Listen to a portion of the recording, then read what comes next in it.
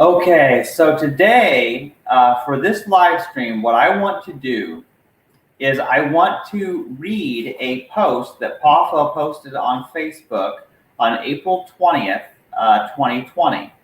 He tagged me today in this old post and said we should do a podcast on this topic.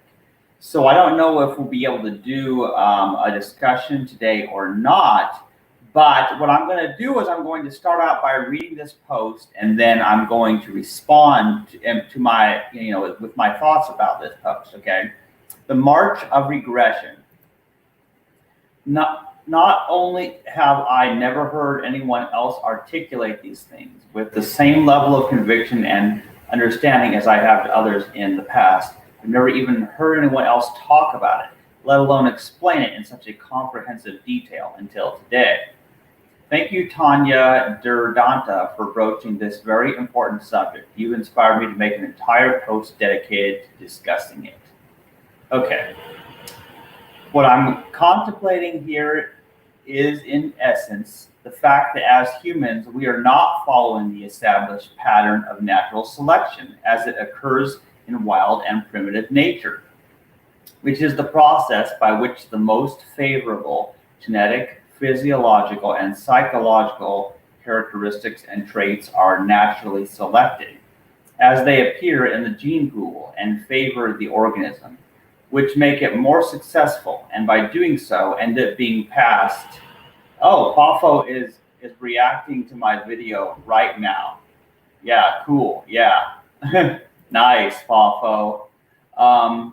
Okay, let's see here. As they appear in the gene pool and favoring the organism, by which to make it more successful, and by doing so end up being passed on through each generation as they reproduce, making wild animals more and more robust and better suited to their environments, etc. Generally, this manifests as animals becoming stronger, smarter, faster, more agile, more cunning, better equipped physically, and more dexterous, skillful, and tenacious in terms of survival. And yet, with humans, the exact opposite is true, in that it's the dumbest, the most regressive, and most brainwashed and culturally indoctrinated morons and idiots and immature and uneducated people who end up breeding and passing on all of their undesirable genetic, physical traits and psychological qualities. In other words, it's not the most intelligent, nor the fittest, nor the kindest, nor the most creative, or the most healthy who end up procreating and reproducing and proliferating on this plane by passing on their genes. It's literally anyone who chooses to have sex and make a baby, whether they are responsible or financially or emotionally prepared for this monumental task or not. Adding to that, the factors involved in who actually mates with whom are so distorted, so abstract, so utterly incomprehensibly paradoxical. It hurts my brain whenever I consider it. Men who are wealthy, women who are attractive physically, those in positions of power, those who are financially successful or are able to manipulate others, or those who force themselves onto others because they have deviant tendencies. The shrewd, the unkind, the uneducated, the ignorant, the bigoted, those who are steeped in destructive religious and cultural traditions and ideologies. These are all the people who are breeding and reproducing the most today. The end result? People with all kinds of genetic and psychological defects and diseases end up copulating and procreating. And then on top of this, add in the innumerable circumstances of poor environments and situations of abuse, neglect, and bad parenting. We are literally breeding serial killers and sociopaths and psychopaths into existence today. This unrestrained, unmitigated pronatalism attitude does nothing but produce more and more consumers and more screwed up and dysfunctional people, replete with all manner of mental and physical illnesses and psychological problems, thereby furthering the proliferation of rampant consumerism, along with everything unwanted, unhealthy, destructive, and immoral. What a world we live in. What a stupid ass backwards world. And yet I'm also aware that all I'm really talking about here are human societies, not necessarily the earth or the planet itself as a whole. These problems don't exist in nature and in the animal kingdom because nature always maintains balance and equilibrium within every established ecosystem. Not so with the virus known as Homo sapiens. How do we mitigate this disastrous collision course? Well, I have my own solutions and my own suggestions on how to mitigate the problem and correct things for the better. Unfortunately, most people are too obsessed with their own imagined personal freedom to even entertain the notion that unrestrained breeding is the cause of all our problems.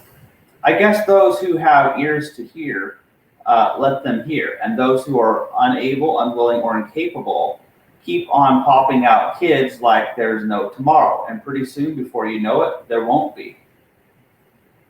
Go back, we fucked up. Oh, I see. I love it. I love this picture. It's like, go back, we fucked up. You have like a little evolution monkey timeline. So this monkey becomes this monkey, becomes this monkey, and then at some point it starts being what we looks like a human to us, and then it becomes Donald Trump, and he's like, "Go back, we fucked up." Oh man, oh that's crazy. You know, I mean, this is just weird stuff. Oh, we got a lot of some support. Well, he did post this over a year ago, so no wonder. Well, in fact, it's this day.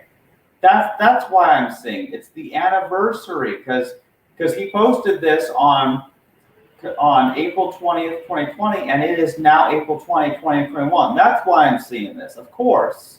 So yeah, anyway, yeah, so I mean, I get it. Like, I totally get it. And yeah, I understand the point. And actually, there's 78 comments and 15 shares. I probably even shared this. Let's see. Am I one of the people who shared this? I probably am. Yeah. These people shared this post. Nice. All of Poffo's friends. I thought I shared it, but in any case, now I have shared it because I'm doing it in a live stream. So here's the thing. I actually have an idea here, okay? So I do want to discuss oh yeah, we have a little comment from Poffo here. Let's see. I know what I'll do. I will invite Poffo to come on to this live stream if he happens to be available. Let's see here. Actually, what I'm going to do, okay, I'm going to stop sharing this tab for right now, and instead I'm going to let's see here. I'm just going to send a little message to some people here. Let's see here. How about, I know what I'll do. Okay, yeah, I haven't figured out Messenger very much yet. Okay, here's what I'm going to do. I'm going to, oh wait, that's not what I do. I go to Messenger, oh man, and I don't even start new messages. I just respond to people's messages. I haven't even learned how to send a new message on Facebook to people. I am so behind the times.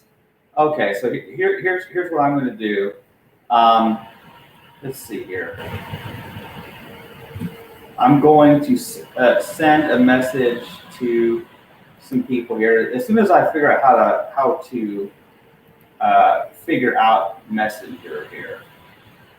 Okay, I have some people that I want to invite to join this live stream. Anybody who happens to be available. Okay, yeah.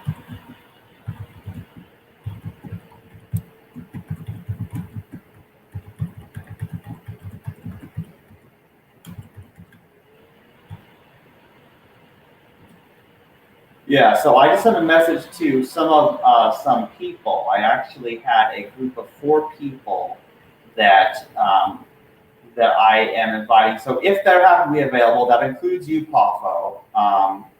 So check your messenger. You can actually, if you want to, join me on here, you totally can, and a few others, including Sovereign and Serenity. So yeah, but as Poffo says, that picture it's a famous illustration. It's called the March of Progress, but instead we're calling it the March of Regression, or something like that. So yeah, although it's not an accurate depiction of human evolution, since it's not linear and there were multiple starts and stops, dead ends, etc. Yeah, I know that's not an accurate representation of evolution. See, I understand evolution by natural selection. Now, we live in a world where people don't understand natural evolution by natural selection. I get it, you know. I had to watch a lot of resources to understand it because, you know, I grew up being taught evolution was a lie and we were created by God as described in the book of Genesis. Therefore, we didn't evolve from monkeys. But then I looked in the mirror and I realized I look like a monkey. And then I believed in evolution.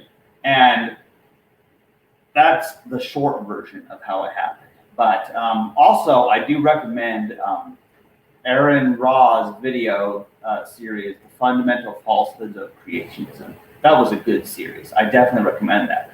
But anyway, yeah, the point that Poffo was making in that post about how human society no longer functions according to the evolution by natural selection as it used to be. You know, you survived long enough to reproduce and pass on your genes.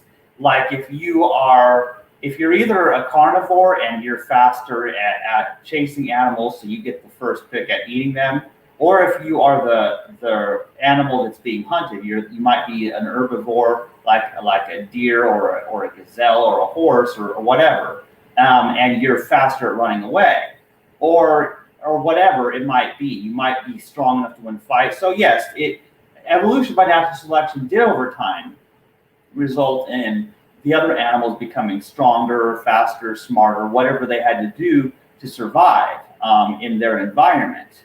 And so, yeah, I understand the principle, and so I understand why it no longer applies. Because in human society, as he described, who passes on their genes, their genetic code tends to be the people who are rich, who are attractive, or who are conform to society. I feel like it's more conforming to society than anything else. Like, okay, just to make this entertaining, okay? This is for the sake of entertainment. Because while I hope some people join me on this live stream because it would make it more interesting, but until then I'll just talk because this could be fun. We'll see what happens. So let's use me as an example. I would be removed from the gene pool in so many ways. Like seriously. Because first of all, I'm not exactly rich, you know, especially now with this whole job change. But also, being asexual, I would not be one who's attracted to people who do sex anyway. And then not being a Christian, therefore not having a church community to meet other people and just being an isolated hermit. Another chance that also reduces my chance of finding somewhere to procreate. Oh, and also it only works if you're heterosexual, because if you are asexual or otherwise celibate, or you're homosexual, you don't pass on your genes either. So it's basically the way human society works is it's survival of the sexiest and the richest. You have to have both actually in society, because since everything requires money, to have a place to live and to buy food and everything requires money, you have to be somewhat rich, you have to have money, and you have to be capable of having sex and procreating and raising those children, because you know evolution ends if those children die too. You know, so it's true. Idiocracy is real. Like, if you've seen that movie Idiocracy, that movie is truth. I'm not kidding. It's literally that way. How it is, as Poffo was saying in his post, it'll be the dumbest and the most unethical people who will procreate the most. And so here's the thing: is we're in a losing battle. Okay, we are in such a losing battle, because I agree with the principle of not procreating. As anybody who follows me knows, that I follow that principle, is that procreation is generally unethical because you could cause suffering to those you cause to come into this world, and they can in turn cause suffering to others. But it's not just that. It's not just that. It's not just about the fact that in human society we procreate differently than who procreates is different in human society compared to other animals. It's also about how long we live and how long we survive and what causes us to survive. So, yeah, we have another comment. Evolution produced a very nasty species that screwed the world up. People who have highly destructive ideologies, some who get into power quite easily by the so-called will of the people because they take advantage of a less educated population. An ass-backwards capitalist system also profits off pollution and misery and death of other species. That is very true. And my friend Jamie has always wanted to talk about things that are nasty. Either that or cute, like llamas. But anyway, so yes, like I was saying, it's also about how long we live and survive. Now, humans live longer than a lot of other species. We don't in general, humans don't live as long as some turtles or elephants or that kind of thing, but they still live longer than a dog or cat, or a lot of wild animals will live maybe 10, 20, 30 years maybe, but humans live longer than them. But our quality of life is not always all that great. But humans are able to be kept alive longer because we have medicine, we have surgery, we have various medical advancements in modern times that allow people who would otherwise die to live. And even, like, for example, my glasses let me see. Like, I can read the comments and everything on screen with my glasses, but without my glasses, I'm blind. Like, I can still see myself sort of, but everything's so blurry. Like, people like me would probably not survive. People who are nearsighted would not survive in ancient times among humans, just like they don't among the animal community. Because if your eyesight's so bad, you can't see where you're going. You can neither, if you're a carnivore, you can't chase your prey, and if you are the prey, you can't run away because you can't see where you're going. You can't avoid danger. So a blind person like me would be the first person to die. Seriously, I would be the very first person to die if I didn't live in a world where glasses for the extremely nearsighted are available. So that's the thing, But so that's part of it. So we have people can have hip replacements and whatever other replacements. People can have back surgery, throat surgery, even a heart transplant or a kidney transplant, and transferring bone marrow. So there's some medical things that let the humans live longer, but here's the problem. They're only available to people who have the money to pay. And that stuff is always so overpriced. So once again, it comes to, if you live in a modern society and you have a lot of money, you'll live a long time. And the longer people live, the more chances they have to procreate. So it's really weird. So it's survival of the richest, but yes, human evolution has stopped in the sense that we are no longer getting stronger or faster or smarter. And so it's a regress. We are living in a devolution or a regressive evolution. So it's true. I mean, Poffo was spot on what he described, and it fits in with the movie Idiocracy. It's totally that way. So this is all true stuff, and I think a lot of us know it. And I've mentioned a few times in podcasts that humans are outside of natural selection. We no longer operate according to that principle. And you really have to wonder.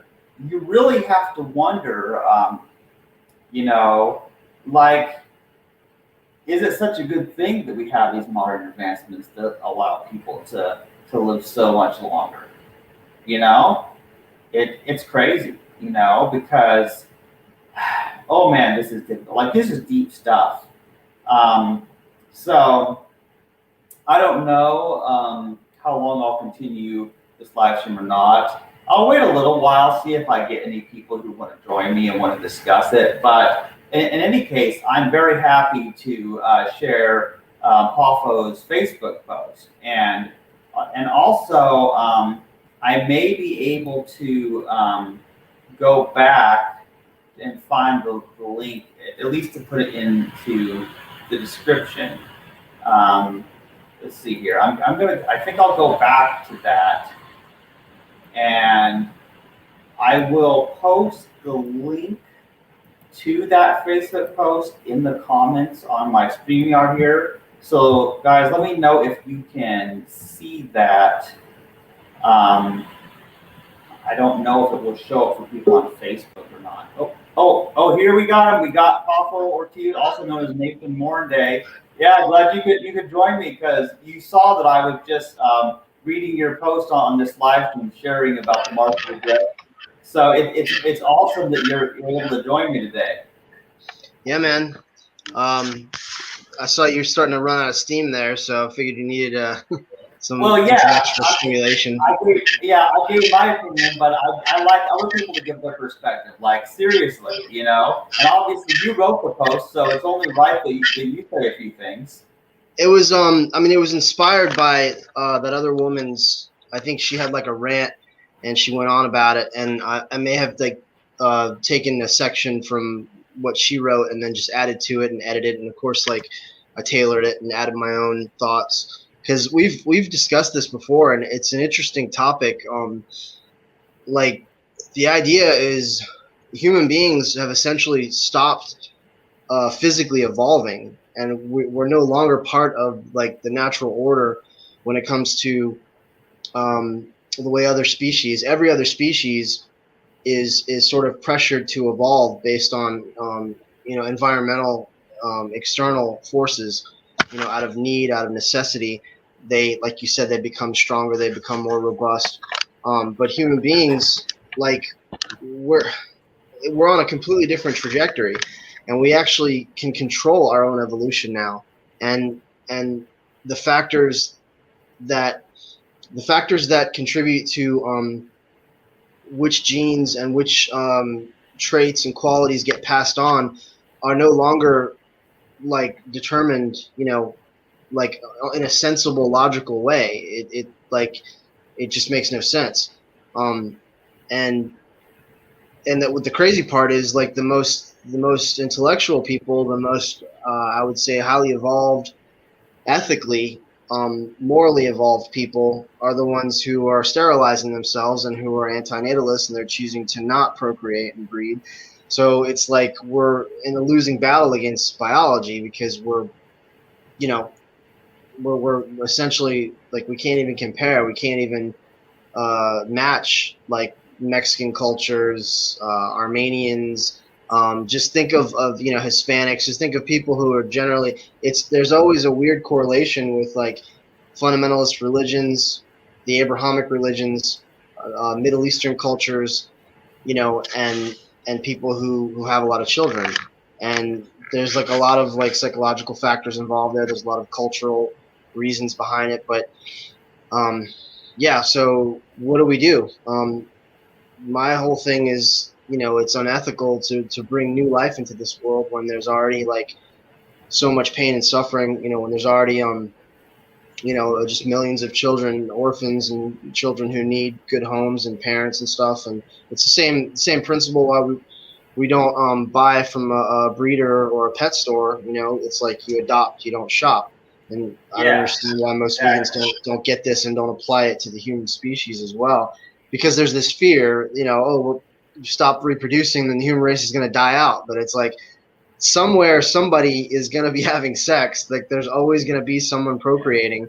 It's more of, let's get away from the idea that having a bunch of kids is traditionally a good thing, and having a bunch of children, having large families is somehow your obligation, because it's not. It's the exact opposite. We got enough shit to deal with. We got enough problems as it is. We should address the problems we have before we create more.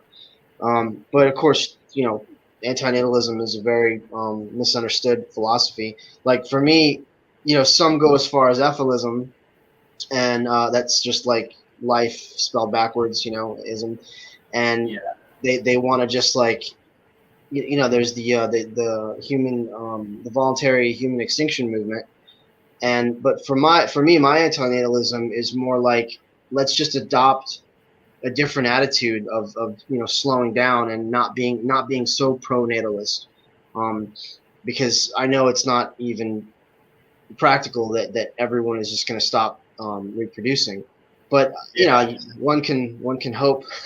Movies like Yeah. Children of Men, have you ever seen that? No. It shows a sort of a dystopian, not too far off futuristic society where human beings have lost the ability to reproduce, and so youth is glorified, and the youngest people are sort of put on a pedestal.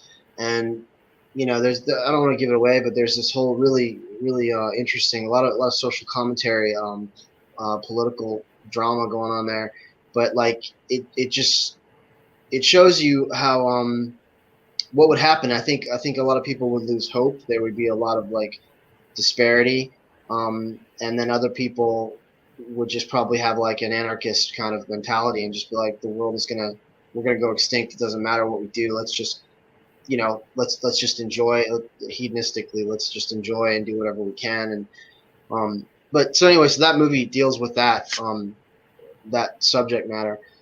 But yeah, what I'd like to talk about is how are we actually evolving? And there have been studies and sort of projections as to physically what we're going to look like. Our eyes are going to get bigger because we're always staring at the TV screen. We're always staring at the monitors, the laptops.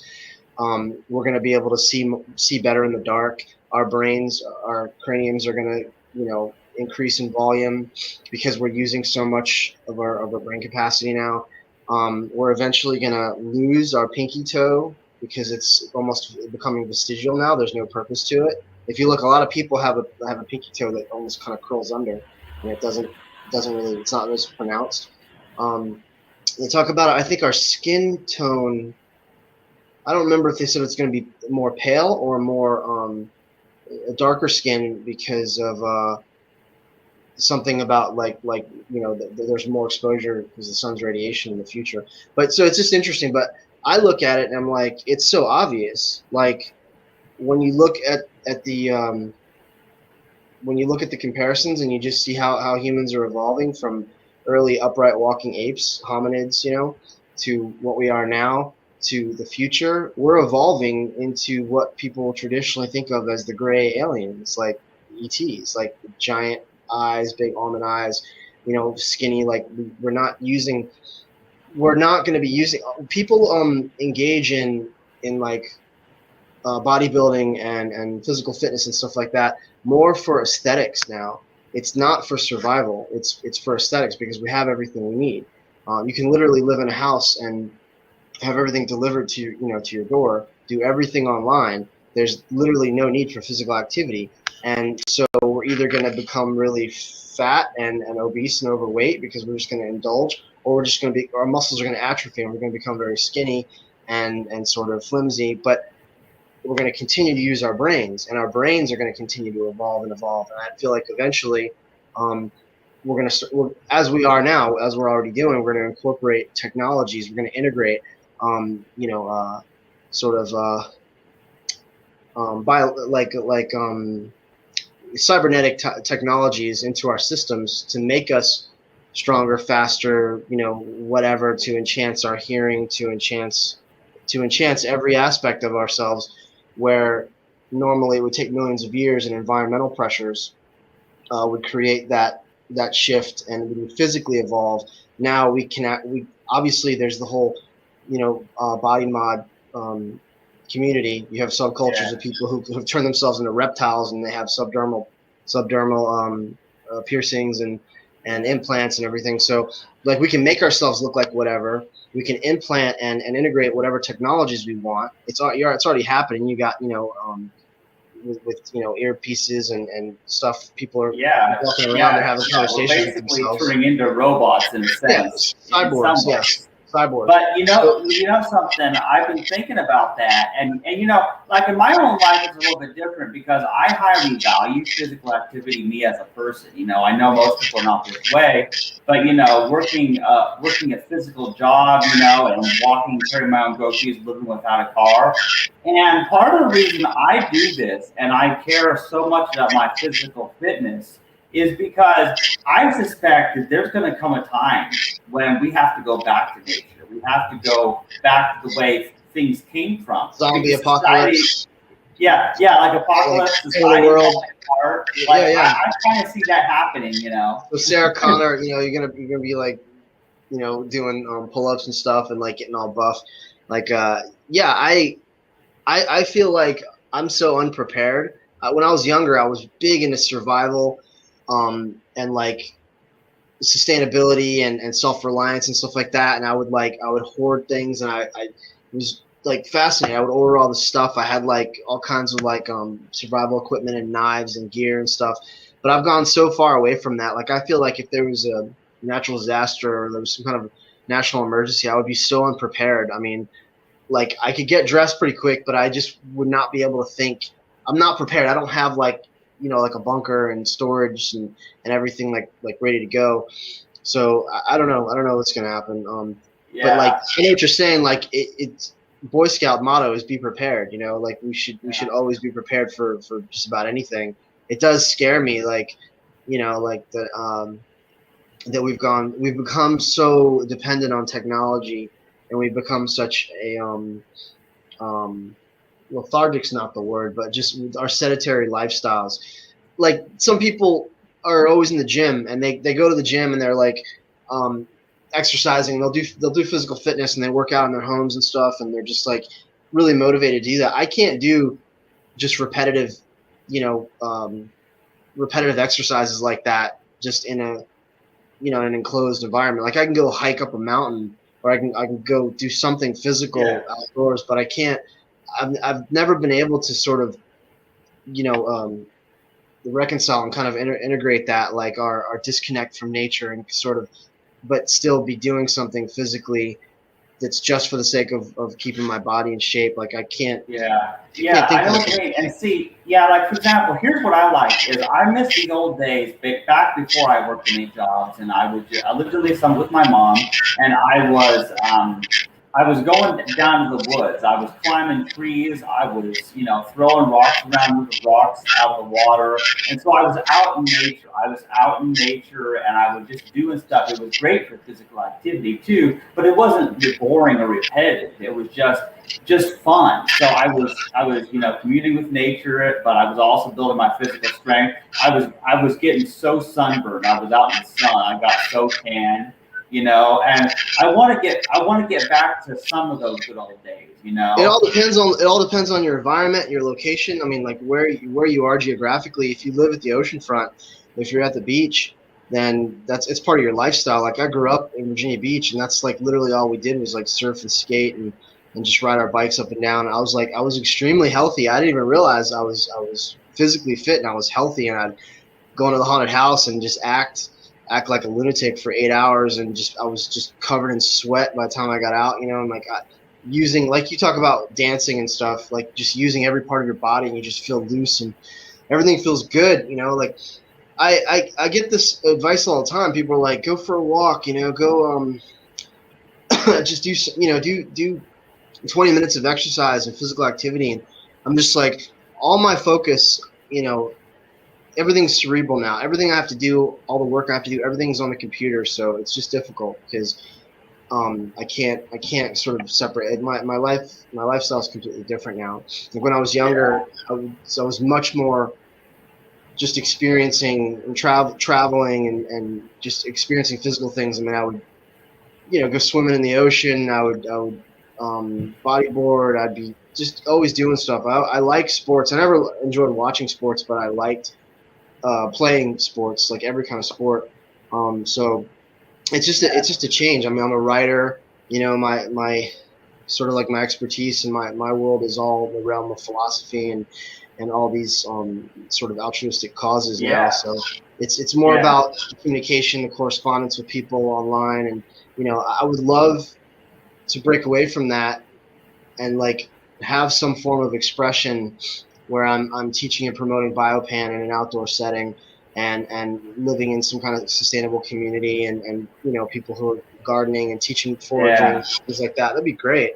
I'm just stuck, and especially this past year, everyone's been in lockdown and Yeah, quarantine. I know, and I think that's part of what's wrong with everyone's mental health.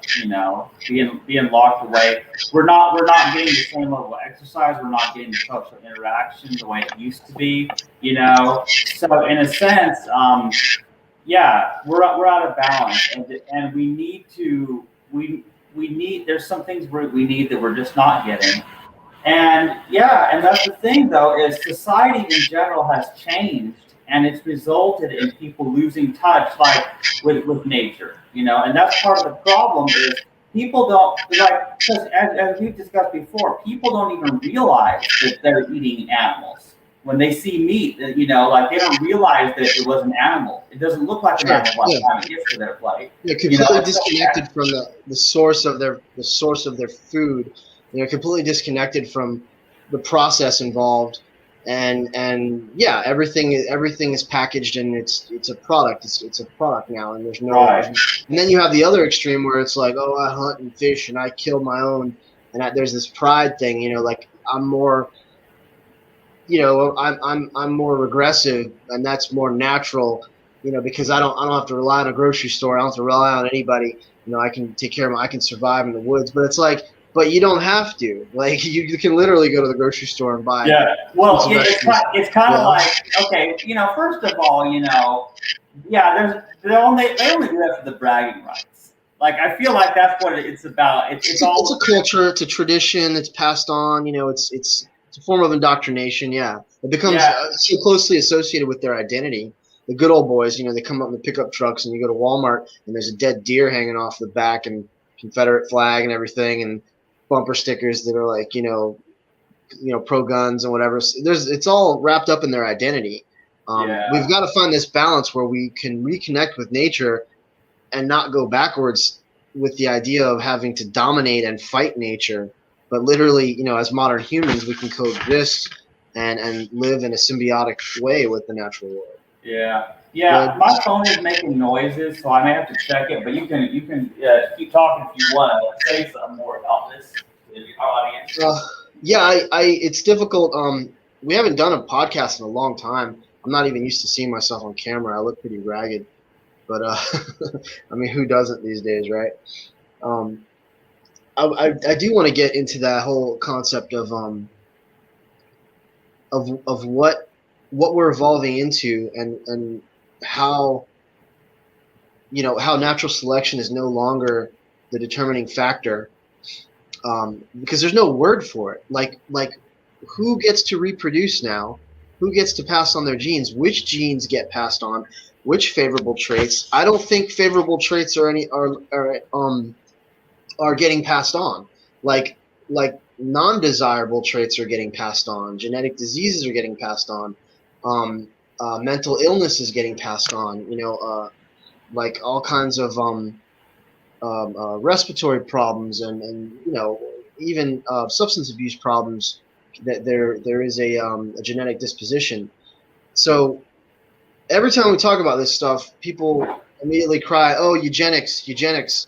Everybody gets scared, and it's like, "Oh, you want to, like the Spartans, you're going to look for defects in the baby, and if it doesn't fit your mold, you throw it off a cliff." Like, Yeah, I we know. can't even talk about this stuff without like they're already doing it. They're already like, Yeah, I saw the going, comments on your post, Steven. I oh saw yeah, the yeah. comments. Like, What I was saying was there's technology that allows you to determine whether your baby is going to be biologically male or female, what their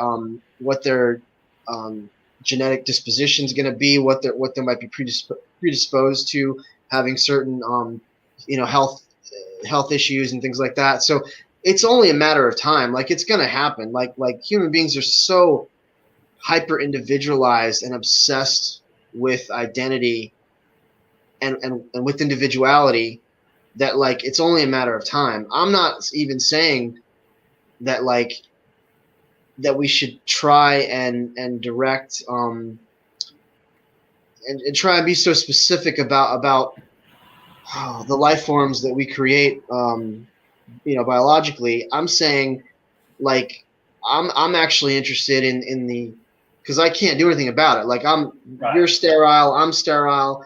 We're not even part of that anymore. We're gonna pass on our character traits, and our influence is going to be through the art that we create, through the literature that we write, through our influence, through the media the media and the content that we produce. That's how we duplicate ourselves. We have little small copies, little Poffos and Chandler Chastities running around who think and feel and like we do, and like-minded, people who share the same philosophies and ethical ideals and stuff.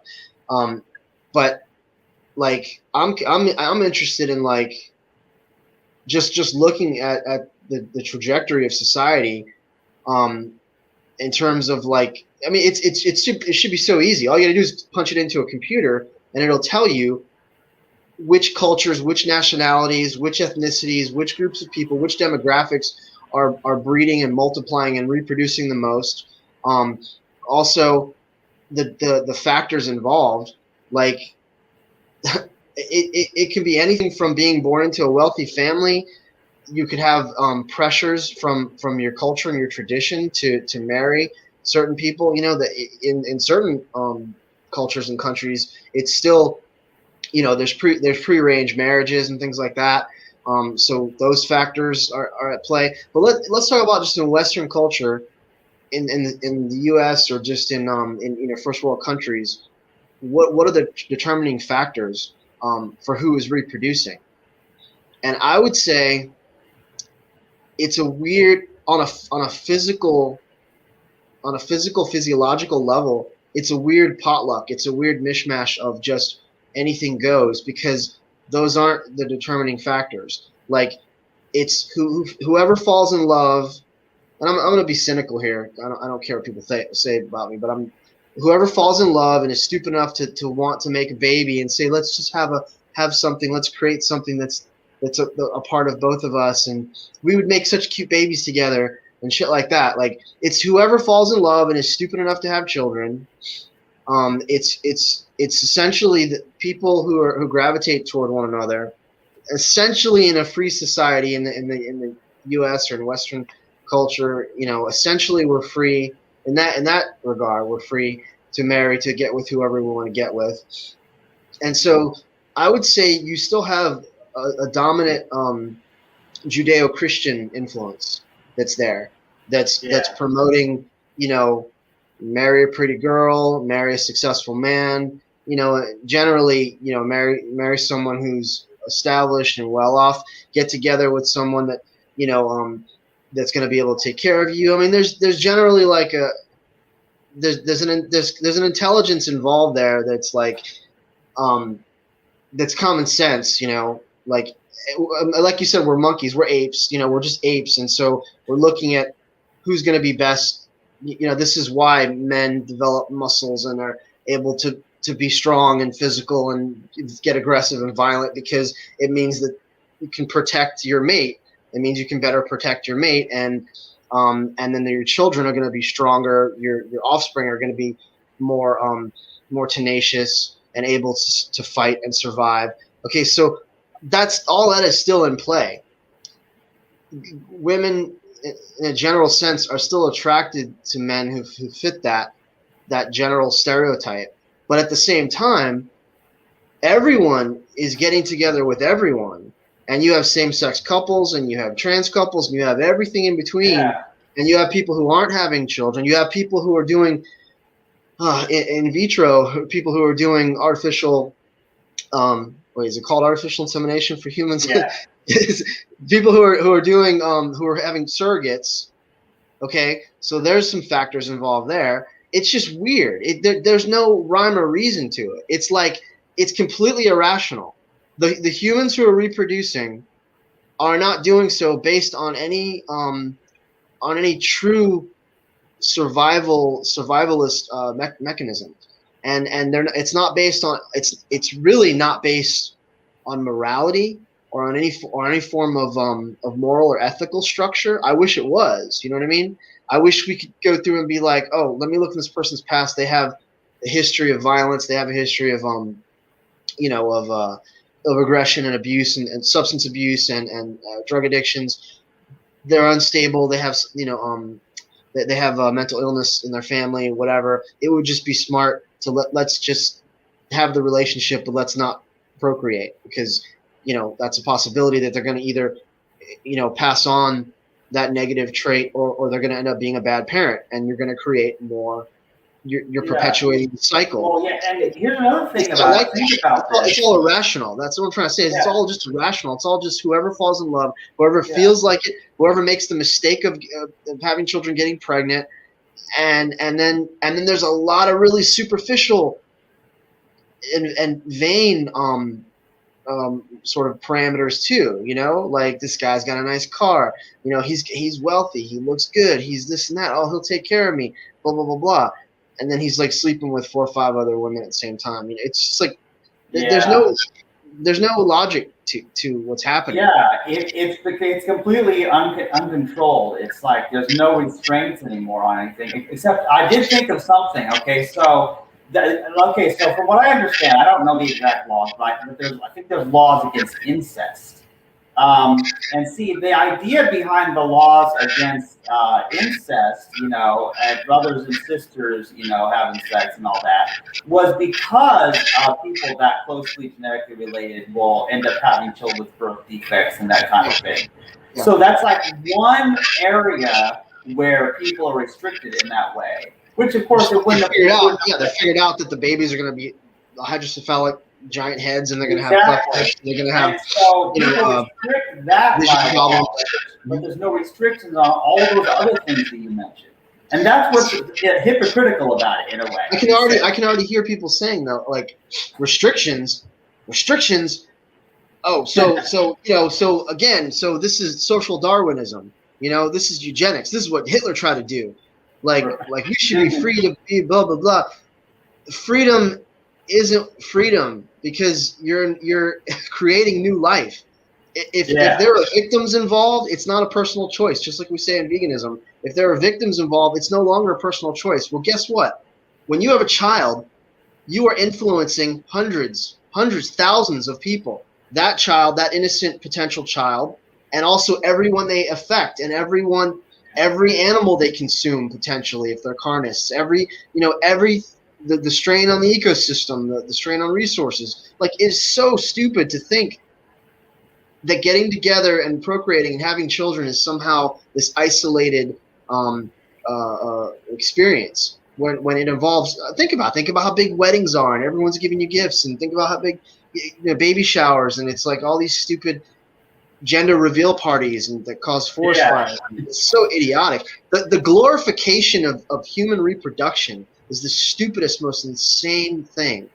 Like it's not fit for civilized society, for intelligent thinking people. It's such a throwback to an earlier time period when you needed to have large families in order to survive, in order to sustain yourself, in order to have children to work the fields, in order to have boys to carry on the name, the legacy, and in order to have women to breed. Basically, it was much more like exactly what we do with livestock now.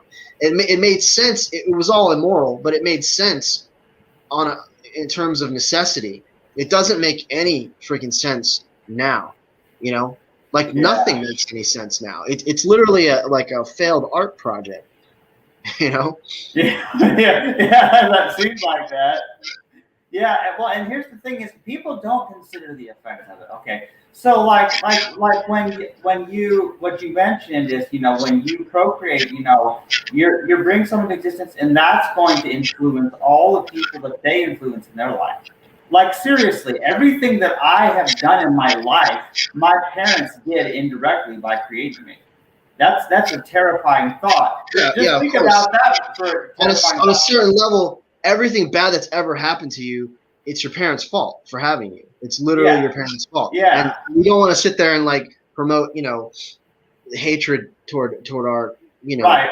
I'm not saying you should go hate and blame your parents or everything, but I'm talking causality. I'm talking Mhm. about if people realize that when they do create children, those children, whatever those children do, and then whatever if those children have children, they teach their children things. There's a They're ripple effect. Yeah, influencing there's a ripple billions effect. and It's not billions. it's not an isolated thing, and generally, it's more negative. And people, of course, have a an optimism bias, so they're going to tend to naturally want to isolate and only focus on the good things. Oh, my son or daughter might become, might develop the cure to cancer. Well, we already have cures for cancer, but might develop, this technology that's going to help this and that, whatever.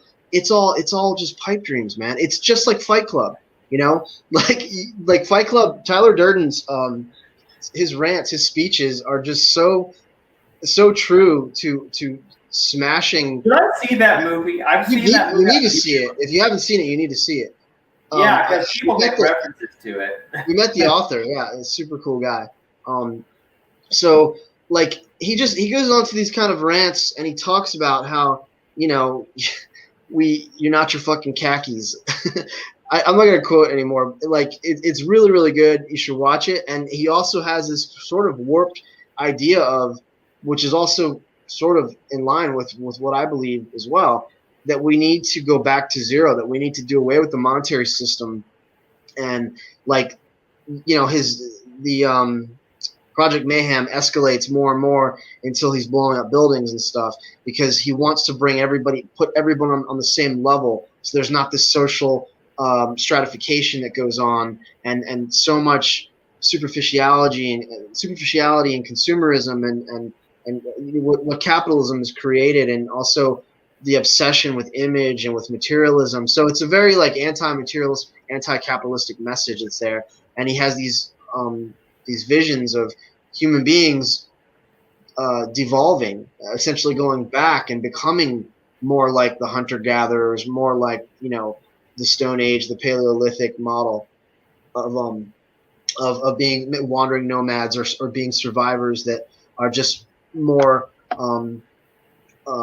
dependent on the land and more efficient at just their physical survival, without all these social constructs and stuff that have hindered us, and basically like robbed the manhood, robbed the individual, men or women, have taken from them like their it's Fight Club is essentially geared toward men. The whole film is really sort of geared toward it speaks of masculinity, what true masculinity is, and stuff like that.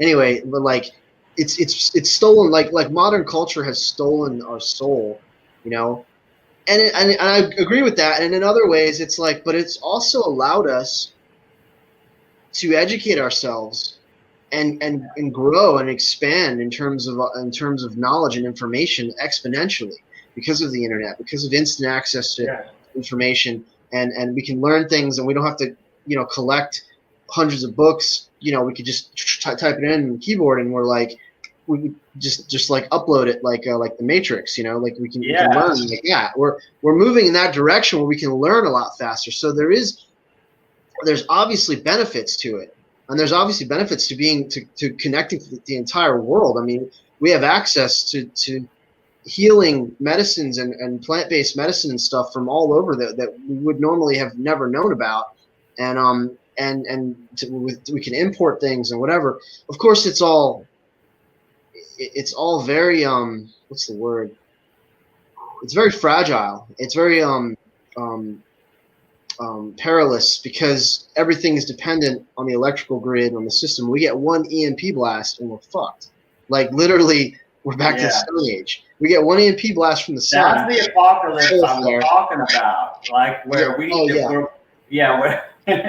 and we lose because everything is digital. So like all my writings, all our money, all our communications, everything, it just makes no sense. It's like having a prison. I just watched Shutter Island. It's like having a prison where like everything is electrical. It gets flooded or it gets struck by lightning, and then all the cages open up and all the maniacs are free. It doesn't make any sense. Like the grid is not backed up in any way. It's not insulated. I mean, people have hard copies of stuff, but basically we are so dependent and reliant on the internet. I mean, I'm admitting it. I am too. We're so Yeah. dependent, especially after COVID. We're so dependent on it, and it's like people don't know how to forage. People don't even know their neighbors. People don't even know what's around the corner. You know, there could be a serial killer, you know, like in the next unit, and they don't know because we're not connected in that way. We're connected in this way. We're connected Yeah. in cyberspace, but we're not really connected to our natural environment. So I just say that there's got to be a balance. There was a good movie, Surrogates, it was called. It dealt with this theme with Bruce Willis, and I don't want to give it away because the spoiler, you know, at the end, people they come back to their natural selves, their natural bodies, and they look at the stars and they see, you know, they're back out in nature, and it's kind of rushed and condensed, but the moral of the story is there. I just think there needs to be a balance Yeah. between using technology but staying connected to the land and to the earth, and growing things, learning how to grow, learning how to plant crops and vegetation, and you know, learning how to understanding the seasons, and just being in touch and being connected to like what's around you, because you know we are disconnected. This is one of the oldest messages I've always said, even before I became a biopan, how disconnected we are. Literally, we're disconnected from the life cycles, from the natural order of things. So on an evolutionary level, yeah, like what are we becoming? You know, I think we're advancing and evolving in ways that we can't even foresee right now. In Yeah. some ways that are really good, and in some ways that are completely self-destructive and regressive. You know. Yeah, and see, that's the thing about it is whether we like it or not, we are in a losing battle against biology, and things are changing. People are changing, and so like I don't. First of all, I'm not even so sure the human race will be here 100 years from now.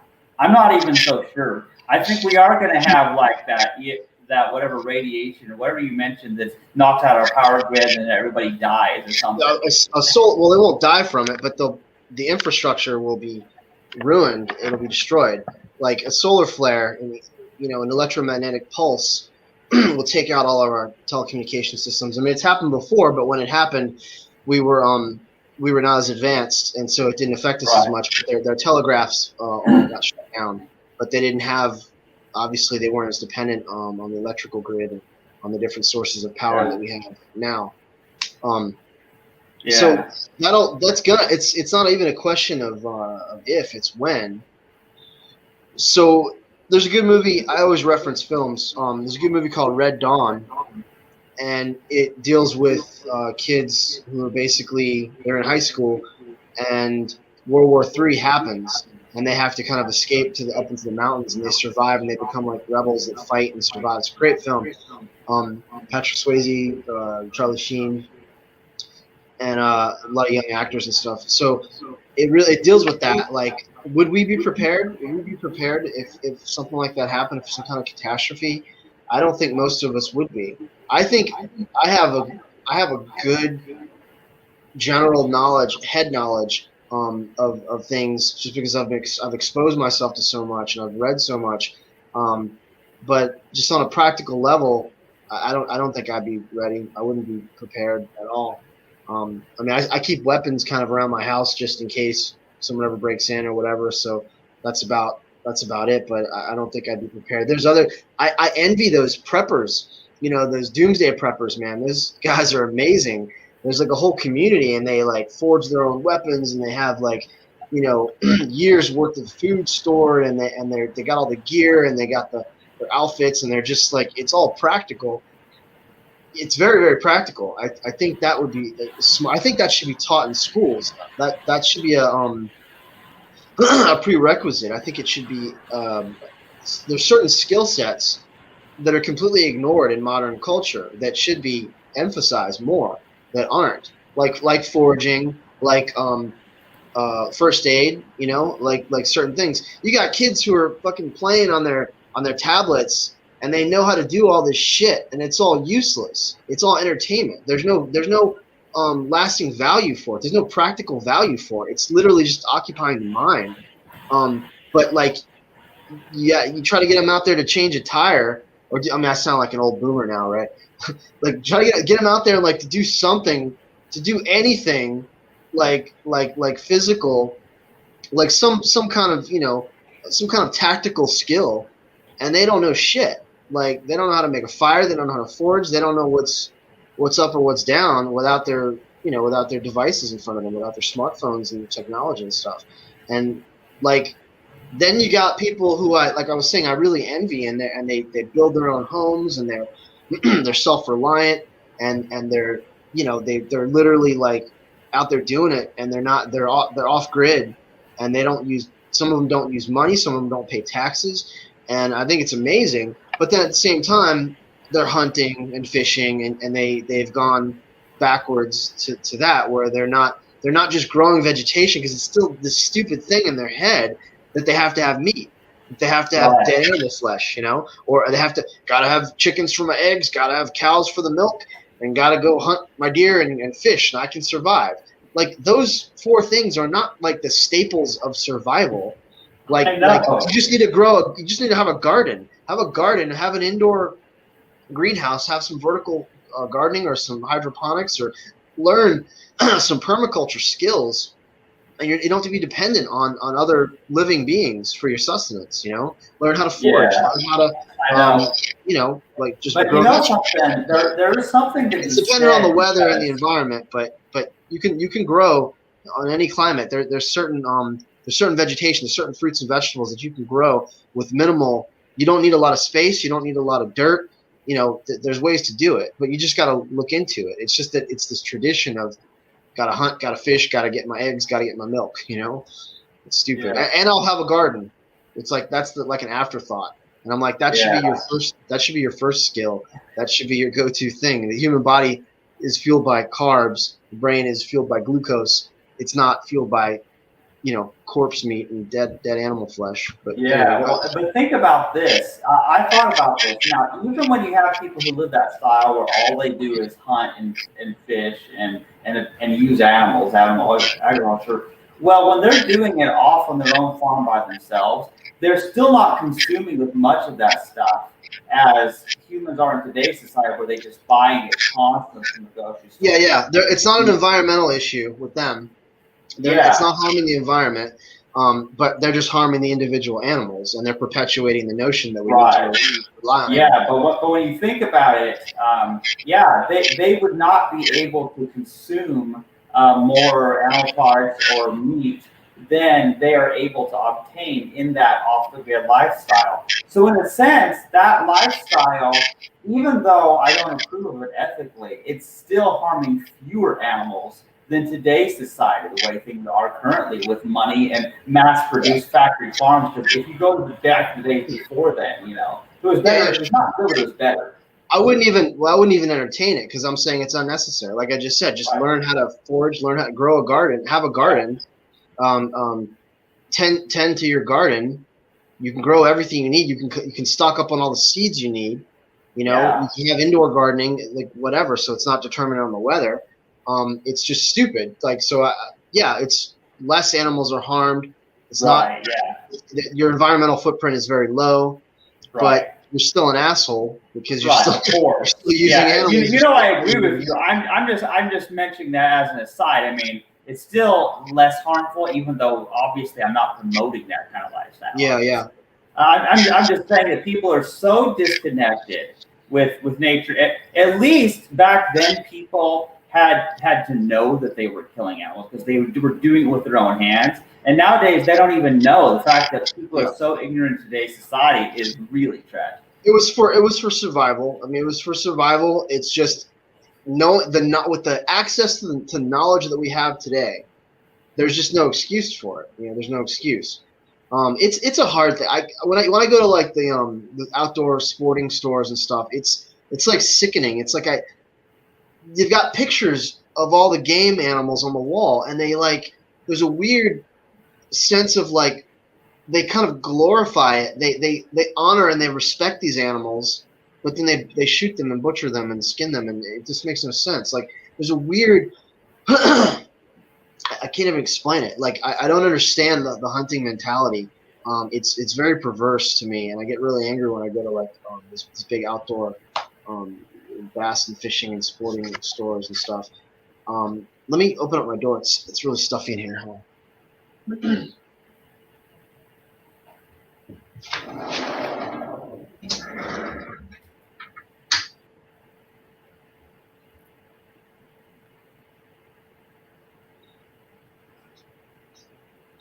Yeah, so like I would like to explore and address the actual premise of the post a little Yeah. more, if you don't mind. Yeah, totally. If it's possible, like let's talk, because I think we've mentioned before that we wanted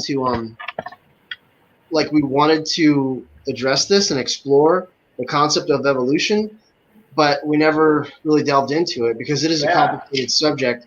The idea of human evolution as it exists today,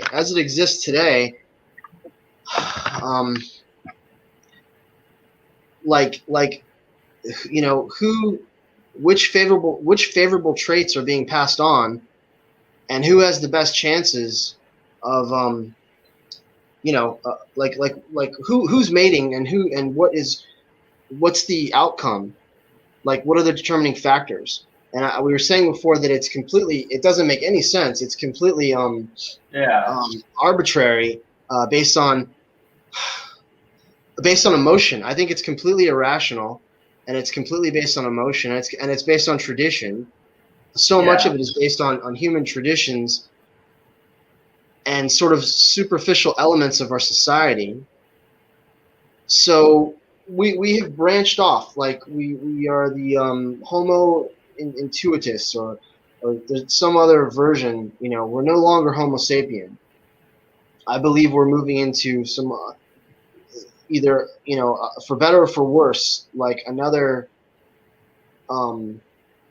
iteration of the Homo species. So if you were to, go ahead.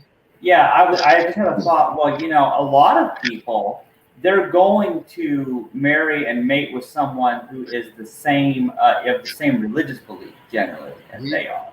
And so I had this thought that, if people in the future are, say, biopantheists instead of Christians or Muslims, that would at least have some effect. That would change some things, if you get what I'm saying. Of course, if we could popularize, biocentric pantheism, if we could popularize and promote, this highly integrated, philosophical system that actually governs our lives, that actually instructs our morality, and it's all 100% based on love and respect for nature, and with a focus and emphasis on biology, of course, it's going to be a better world. Like if doing away with traditional religions, getting away from anthropocentric and anthropomorphic concepts of divinity, and maintaining the aesthetics of the traditions that we want, maintaining the the rituals and the pageantry and the symbolism and the iconography, without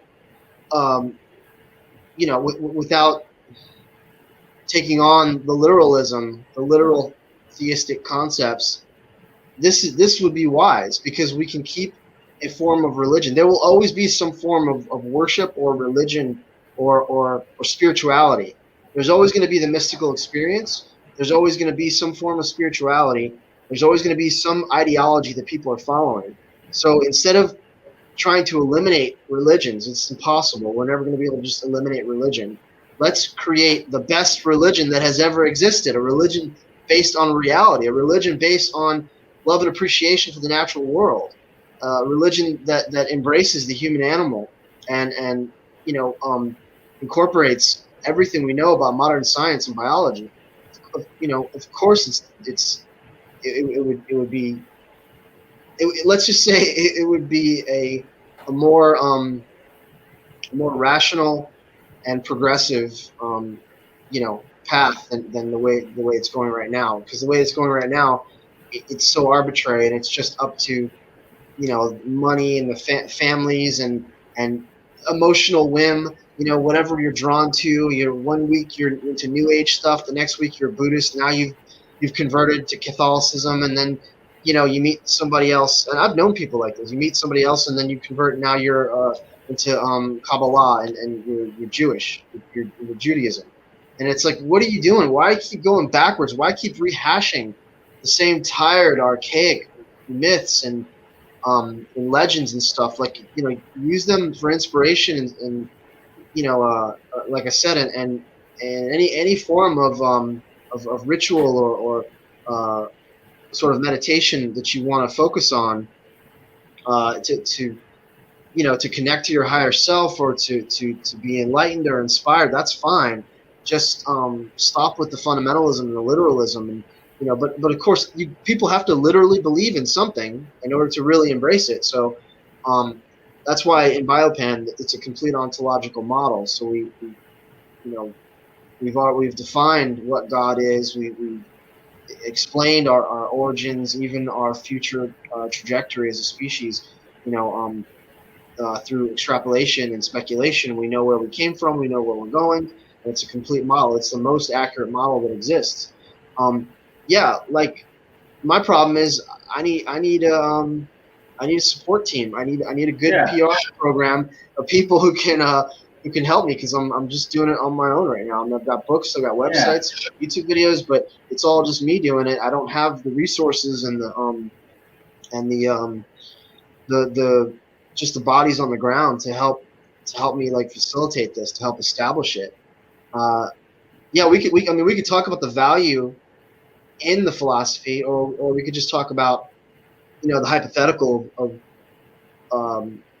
of where society could go potentially, if we were able to let balance and homeostasis be our main objective, so that we can embrace the technology we have while also staying true to our physical selves and remaining connected to the earth, connected to the land, understanding our environment, having a form of spirituality that is not based on supernaturalism, not based on superstition, and archaic, outdated, antiquated traditions that don't really serve us as modern humans. That's what I believe most religions are. They serve an aspect of the self. They give a certain, they meet a certain niche. They satisfy humans on a certain level, but at the same time, in terms of in terms of our overall progress as a species, what religion or philosophy is really holistic and is really taking into account everything we know about ecology, everything we know about biology, everything we know in terms of science, and everything we know in terms of psychology. There's no religion that does that. It meets a certain need, and it fulfills people, and then they have to sort of integrate those archaic belief systems into their modern life. So you have Christians who are now saying God wants us to be vegan. The Garden of Eden was vegan, and you have the Muslims who are saying, no, if we live consciously, we know that Allah would not want us to harm. Well, that's great. I'm glad that you're, as a modern human, you're smart enough to, you're smart enough to be smarter than your God. Your ethical, your ethical standards are higher than your own, than the religion, than the principles that it was founded on, because it was written in the Bronze and the Iron Age. So that's great, but like, is that authentic? Is that sincere? I think it's just disingenuous, and I can't really support that. Well, here's the thing: it's a whole different story because if as a pantheist you understand that you are part of the universe, the universe is God, then of course you can't be smarter than God because you already are God. So you can do it honestly as a pantheist, if you get what I'm saying. You could do that honestly, whereas you can't do that with another religion. It sounds so I'm aware. I'm fully cognizant of how absurd pantheism seems to most people. Um, Especially after the sort of enlightenment experiences that I had recently in the last few months.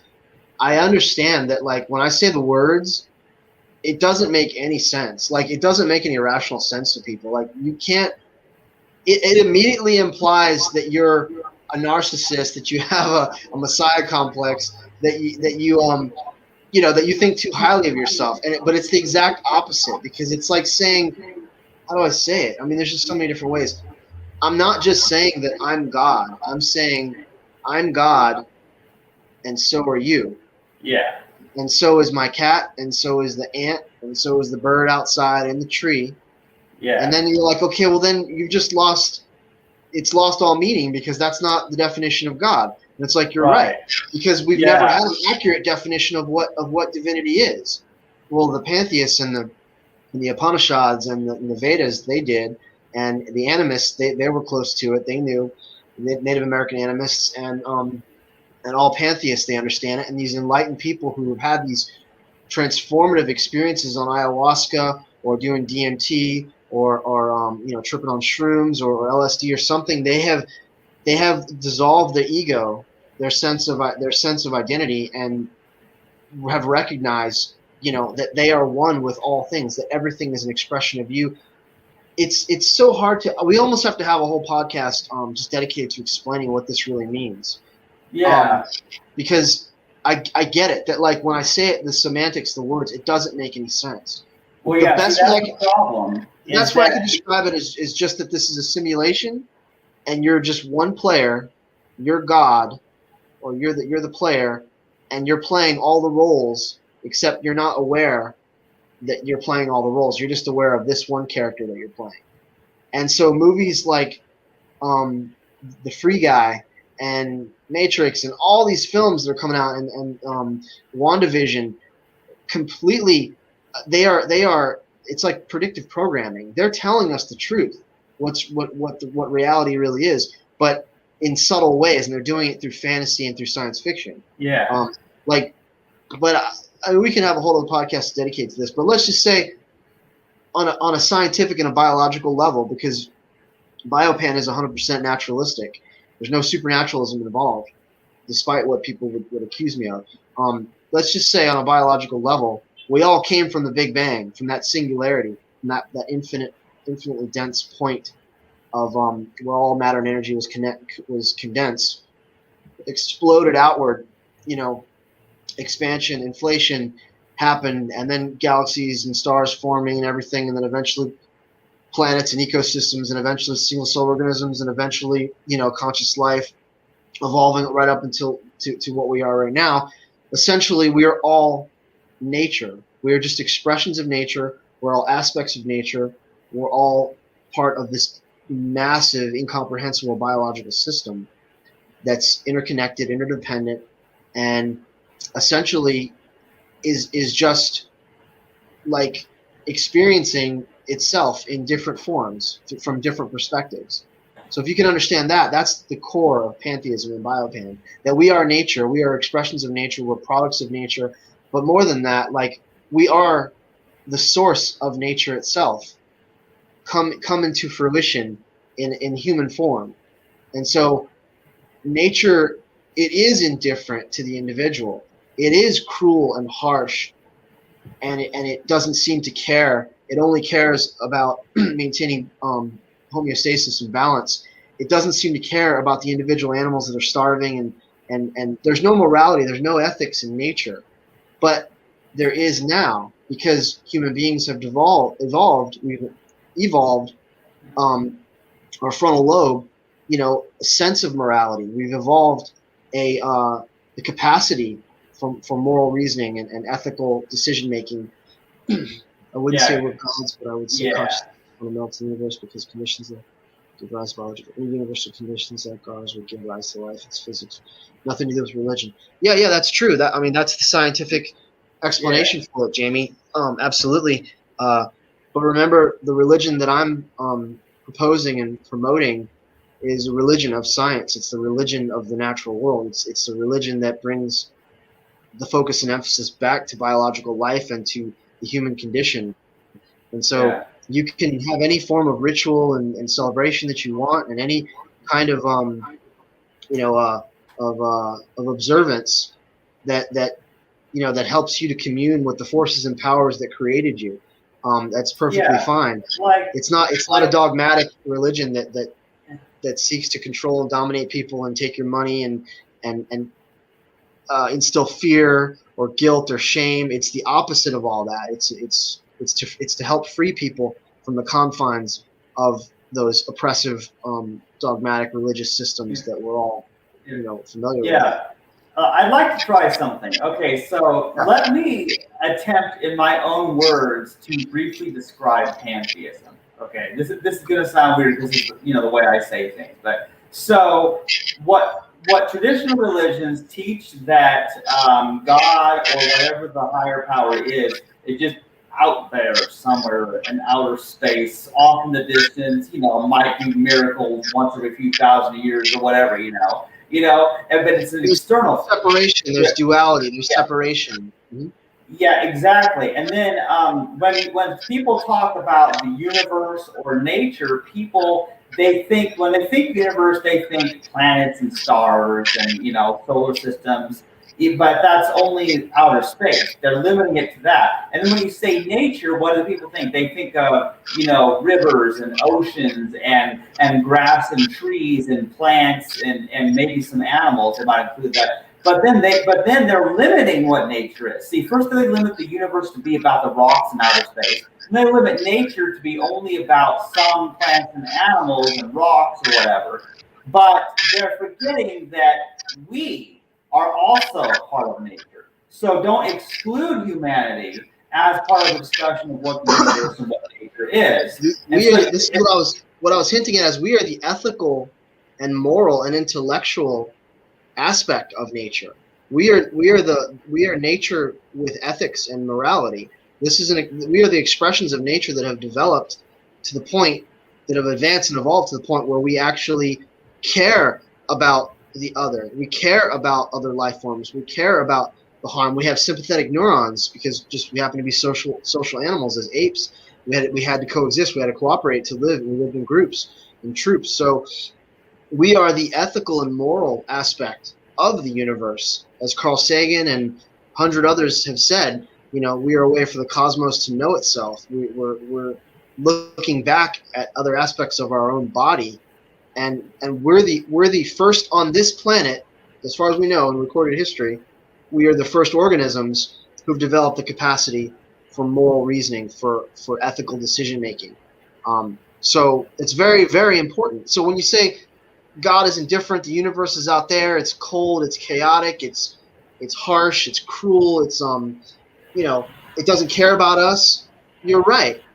Because that's God as a baby, like evolving. And now God has evolved into us, and we care about others. We care about other animals. We care about the biosphere. Yeah. We care about each other. Yeah. So but you see how people, my point though, I was making though, is people take a certain word and then they limit it.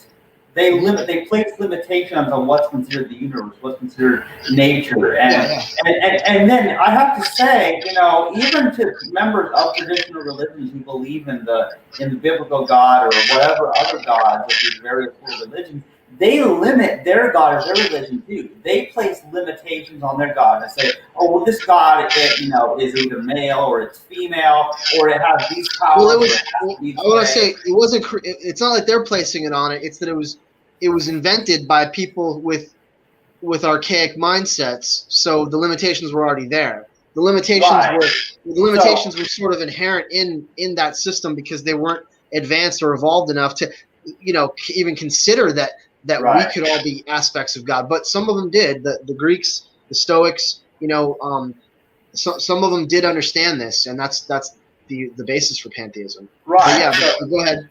Yeah. So they're basically living with the limitations that their ancestors who made those concepts of God had already placed there. It was already there because of their limitations. Yeah. So but what I'm saying is we're breaking the limits. We're breaking the limit of what can or cannot be considered. You know, I like that. I like that idea, and then just not to be more inclusive, to where we realize what nature is, what the universe is, what life is. You know, and, and I've that's the always whole said we thing. need to. I've always said we need to throw out the old definition of God and update our definition of nature. That's it. Yeah, We need to throw out the old definition of God and update our definition of nature, because nature is and the universe are more extraordinary than what is commonly thought.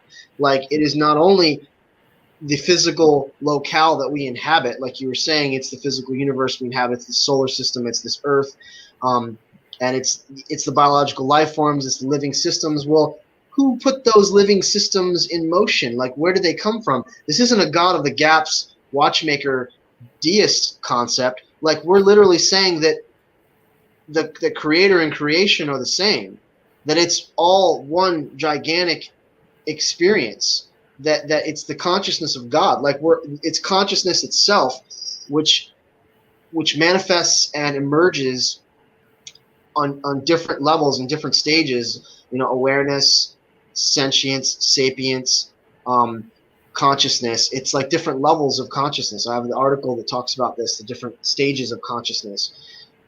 God sleeps in the minerals, walks in the animal, and thinks in man. It's a little heterosexist or whatever, but it thinks in human. yeah. We got another great comment here. We'll put, what you're promoting isn't religious fundamentalism or taking advantage of less form. You've got a philosophy that is more in line with what nature truly is, veganism and all.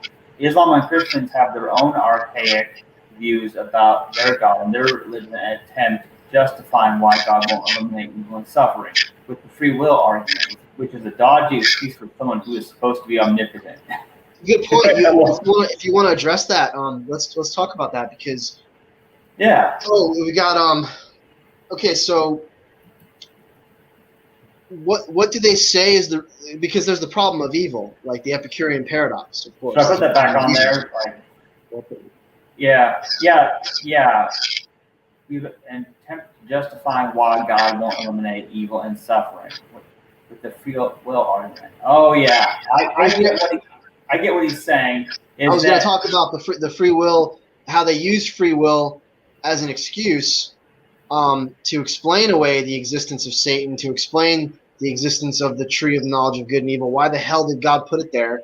And tell two kids that don't know anything, now don't touch this. What are they going to do? Of course they're going to go and they're going to eat the fruit. It's so stupid. But anyway, like, we can talk about this. Like, the existence of evil is and I was listening to the old podcast where it was you, me, and Trick and Peter, and it was about the definitions of words and using certain words, and why certain words may be offensive, or we shouldn't use them in certain contexts because people get the wrong idea and stuff because they're charged with all this baggage. But it came up, the idea of the dialectical monistic concept of the idea of contrast, of why evil is necessary on a certain level. Okay, as hard as it is for me to accept, this is why most atheists and secular humanists and staunch materialist atheists, why they reject most religious systems, because first of all, you're starting with the premise that there is an all-good, all-knowing, omniscient, but omnibenevolent creator. But see, pantheism doesn't start from that premise. We're not saying that nature is omnibenevolent, not yet. It's becoming so through all conscious life forms. So understanding that evil exists, but God, as everything, as all conscious life and all of existence of the universe, it is not guilty and responsible necessarily for creating evil. It's just how it unfolds in the process of experience. And you can't blame God, because God is the one suffering. God is the one. God is in each individual organism, is the one that's experiencing that pain, that suffering, in the form of an individual ego or personality. And they believe that they are themselves separate, but they're really that they're really just aspects and components, differentiated manifestations of God. So God's the one causing the pain. God is the one suffering. This is why Cernunnos is such a beautiful it's a beautiful representative, because Cernunnos, the Celtic forest god, was both the god of the hunt. He was the hunter and the hunted. He was both the stag and the wolf. So think about that for a minute. Like, God is playing all the parts, playing all the roles, so that it can experience, so that it can learn what suffering is, what goodness is, what righteousness is, what love and mercy and compassion and benevolence is. So this is a completely different theological, if you want to call it theological system, than most traditional religions, because what they've done is they've personified nature, they have anthropomorphized the natural world, they have separated the forces and powers of nature, the experiences that go on in existence, into these sort of idealized extremes, and that dualism is what leads to so many problems, and it's what makes it so illogical. Of course, like, if you would stop a child from being molested or raped, or an animal from being abused, then you have a higher morality than the creator of the universe, if you believe in that form of creator. You are automatically more righteous than the Christian God, the Muslim God, and the God of Israel, of the Jews. You are already more righteous than that God, because if God is all powerful, but because God has testicles, if God is seeing that occurring and He's allowing it to happen, then He's a piece of shit. Either he can't do anything about it and He cares and He can't do anything about it, or He can do something about it and He just doesn't care, or He's just off somewhere else, like the deists believe that God created everything and left it alone. So that doesn't make any sense. None of it makes any sense unless God is the child that's being molested and the abuser. And it's crazy. It's crazy to think about it. In different lifetimes, in different forms, nature has evolved and manifested and emerged as all these different beings that are having these different experiences for the sake of knowledge and education and evolution. So, like, we are learning what right and wrong is. God is learning what right and wrong is, what morality and goodness is, through us as we suffer. I dare to say it, that is the purpose for suffering. That is the purpose of disease and sickness and even death, is to appreciate life, is to understand its opposite. Because we would never understand life, we would never understand peace or health or happiness or pleasure without pain. And I hate that it's like this, but it's the absolute truth. It's just, contrast is necessary in order to experience anything. So I don't believe that Omnia, in its infinite, let's just say in its eternal, universal, infinite form outside of time, had an understanding of what this version of existence would be until it started to experience it. There is no God out there that we can pray to help with the suffering. We only have each other. We only have the evolved, advanced forms of God on this earth who are experiencing it and who are learning that enslaving other human beings is wrong, that enslaving animals, exploiting other animals is wrong. We only have each other to make the rules, to enact judgment, to protect the innocent, all those things. Because the universe that you're looking back to, it's the source and it's where it all came from, but that's not where the cognizant, intellectual aspect of God exists. It exists right here. It's in us. It's in you and me. That's who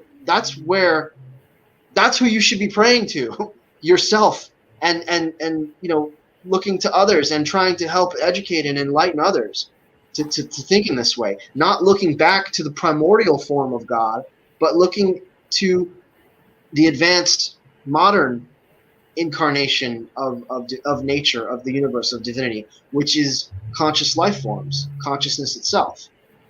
Go ahead. Does that make sense?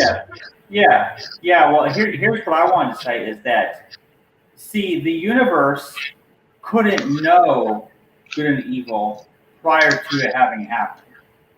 And that's the thing, is that the very concept of other older religions with this idea that God knows everything, omniscience, knows everything, that doesn't work because you can't know what you haven't experienced. Yeah. And then of course that conflicts with God regretting that He made humanity, and that's the idealized form of God that they just projected into the universe. It's idealized. Right. He's already complete. He already one knows thing everything. For humans to know something because they experienced it, and then just retroactively decide God knew it was going to happen, but they couldn't have known. You couldn't know about they experienced it. So the same is true with any form of God concept you can come up with. God can't know something without experiencing it, without witnessing it, at least. Well, any organism, any living being can't truly know anything. Now, Trick might argue this. Trick would argue, and he would say, no, we could create a world that's ideal, that doesn't have any suffering. We could just make it like a simulation. Well, guess what? This is what I've realized, okay? If you're ready for it, I can't prove it to you, but I can just talk about it, and I'll talk about it in future podcasts if you want. That's actually what we're doing right now. This is all a trial run. This is all a simulation. In order to learn, it's like a projected, like you're in a board meeting and you're like, okay, let's do an experiment, and we're going to have like analysis and see if we do this, if we do that, what the outcome's going to be. We're not going to implement it yet. We're not going to get a bunch of workers together and build this thing yet. We have to build a model first. We have to, in special medical effects, we build a maquette, a small sculpture, a scaled down version, or a rendering, or whatever you want to call it. We essentially, it's a construct that is like, it's a prefabricated, a sketch, a drawing. Okay. Yeah. Except this model is incredibly advanced. It's so advanced that the characters and all the components in this model, in this simulation, actually believe that they're real. And that's why we suffer. And that's what we're all experiencing right now. We are God. We are God's. Let me get this out. Hold on. I gotta say it. We are God imagining all the infinite possibilities of what it would be like to be all these different things, to be all these different organisms, to experience all these different things in order to learn, in order for itself to learn and grow, to become what it wants, whatever it chooses to be. And I believe it's choosing to be more good, more ethical, more moral, more benevolent, more kind and considerate and compassionate, okay, because of the experience of suffering. So that's why it's so important. It's like a video game. It's just like a simulation that God is acting out. The only problem is, and you can hate God for it if you want, there's just no one to hate. It's because it's in it. He, she, it is the one that's doing it all. It's experiencing it. You can hate it for this, but it needs to do all this in order to exist, in order to grow and advance and evolve, because that's what nature wants. That's what the universe wants. It craves, it seeks novelty. It wants to experience itself. It wants to act out all the possible scenarios. And I get angry. I'm angry every single day for the suffering and the violence, the things I've suffered, what I see my fellow humans suffer, what I see the animal kingdom, what we've done to nature, what we do to animals. Who we should be stewards, we should be caretakers of life, and instead we're the tyrants and the dictators, and we're dominating and abusing and exploiting everything. So what I'm saying is, like, you can be mad at God for it, but what's more important is you can learn from the experience, and you can just be a better neuron, be a better component of God's brain. And learn and remember that pathway and say, that's wrong, I don't want to do that anymore. Okay, let's go a different route. And that's what God's doing. That's what we're all doing. That's what nature is doing. Nature is experiencing itself through us. We're all the characters in the game. And the problem is, it's so damn realistic. We are like the Sims characters who just wake up and we think that this is all real, and we've always been like this, but it's literally just a simulation. That doesn't mean that there's not pain and suffering, that it's not important, that ethical decisions and the things we do aren't important. It's all important. It's important to us. but look at the grand picture, the grand scheme of Yeah, things. yeah. Speaking of simulations, there is a series on YouTube that you need to see if you haven't already seen it. It's called Power Corrupts. It's by that YouTuber Dark Matter 2525. Oh yeah. I You know know him. the guy. He has a series called Power Corrupts. It's like 14 episodes so far. It's really It's good. well done. But What's it about?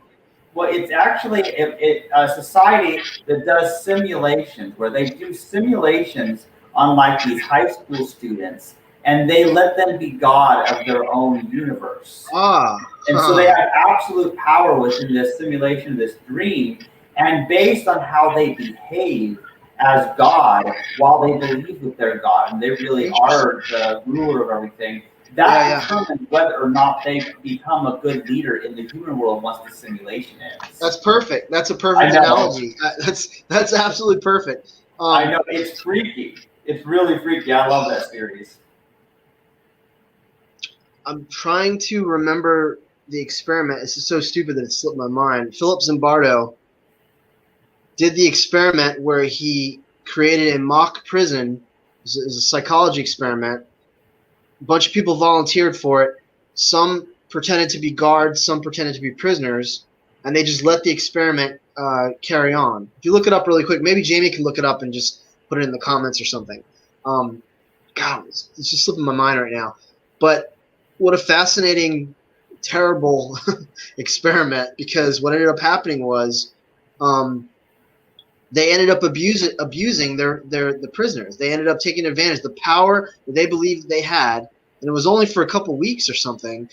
They ended up like totally taking advantage and doing horrible shit to these fellow volunteers because they got so engrossed, so caught up in the role that they were playing. They believed in what they were doing, what they were, and they started rationalizing and justifying it. It's Stanford Prison Experiment, maybe Stanford Prison Experiment. Oh.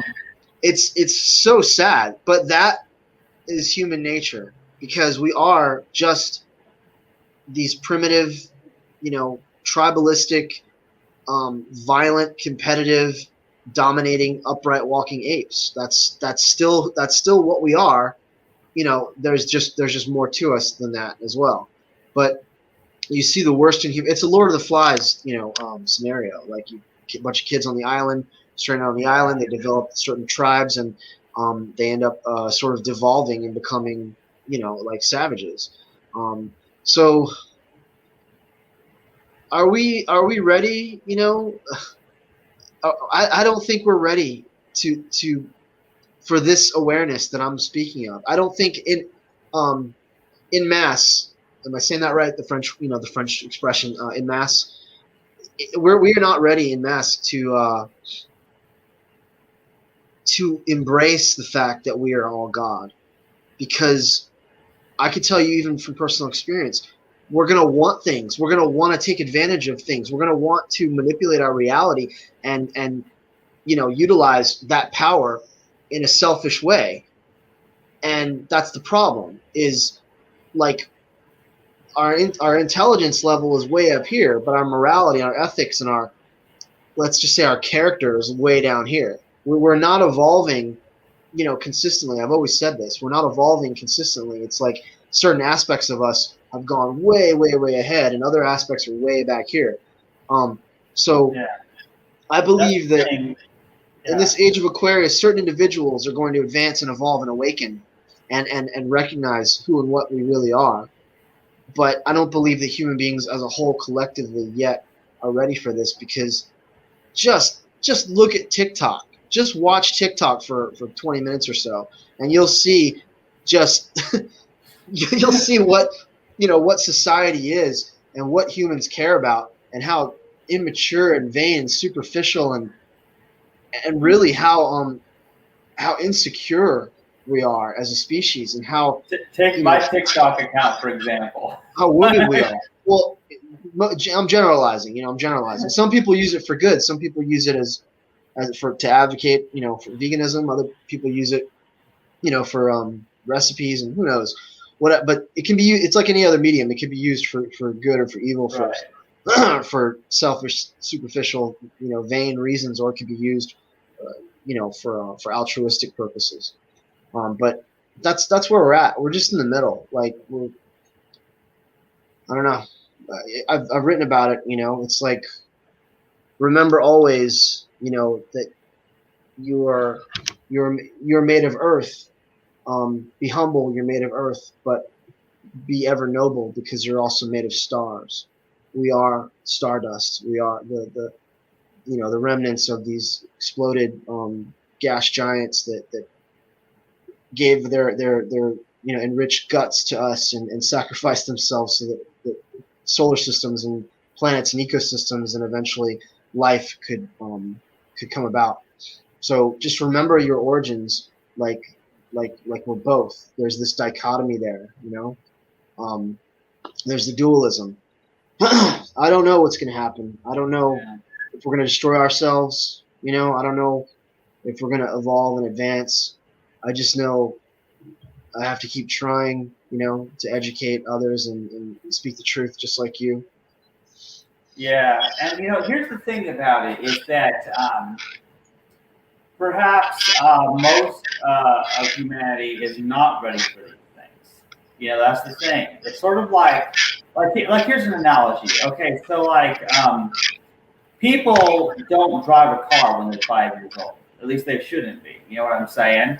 And now a car is a tool. It's neither good nor bad. So it's a fine analogy. But there's reasons why they have laws of age. You have to have training, you have to have a permit and license and all that. There has to be restrictions because not just everybody can be driving a car when they don't know what they're doing, because it's going to be really disastrous. And so the thing is I feel that those who are not ready for this awareness, they will not be able to understand. They will be prevented by their own limitations from understanding it, but those who are ready will understand it. So that's what keeps things in balance. Because you're just saying people's own intelligence level, people's own just where they're at. Yeah. Is gonna.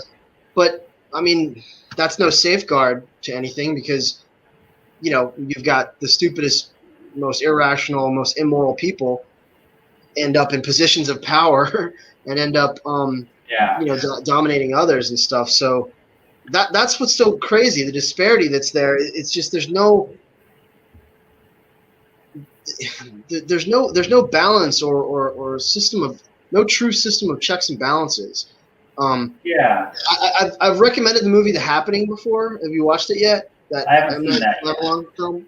I don't want to give it away, but it's nature's, essentially nature fights back and finds a way to defend itself from aggressive humans, from unstable and angry and aggressive humans. It actually, you're trying to figure out why this phenomenon is happening, what's going on. People are going crazy and they're committing suicide, and it's like perfect. Maybe it's morbid, it's the misanthrope in me coming out, but I just think it's like perfect. It's there is no divine judgment. We know that Jesus isn't coming back to the earth to separate the goats from the sheep and judge the wicked and the righteous. That's never going to happen. And it's so discouraging to know that there's never going to be divine retribution, divine justice. Yeah. But it's like, so in this film, it's like this is a brilliant way to actually, because also the other thing is the wicked and the righteous are so intermingled, even within ourselves. We're both, like I was just saying, we have the light and dark, the yin and yang is, these dualistic natures within us. How do you even separate from yourself, from your own, lustful, selfish nature? And this is a perfect way in the film where you can weed out the violent and the aggressive. But then it's also kind of screwed up because you need to be aggressive and violent sometimes to defend yourself. So there's got to be a way to, to mitigate that. The yin and yang things.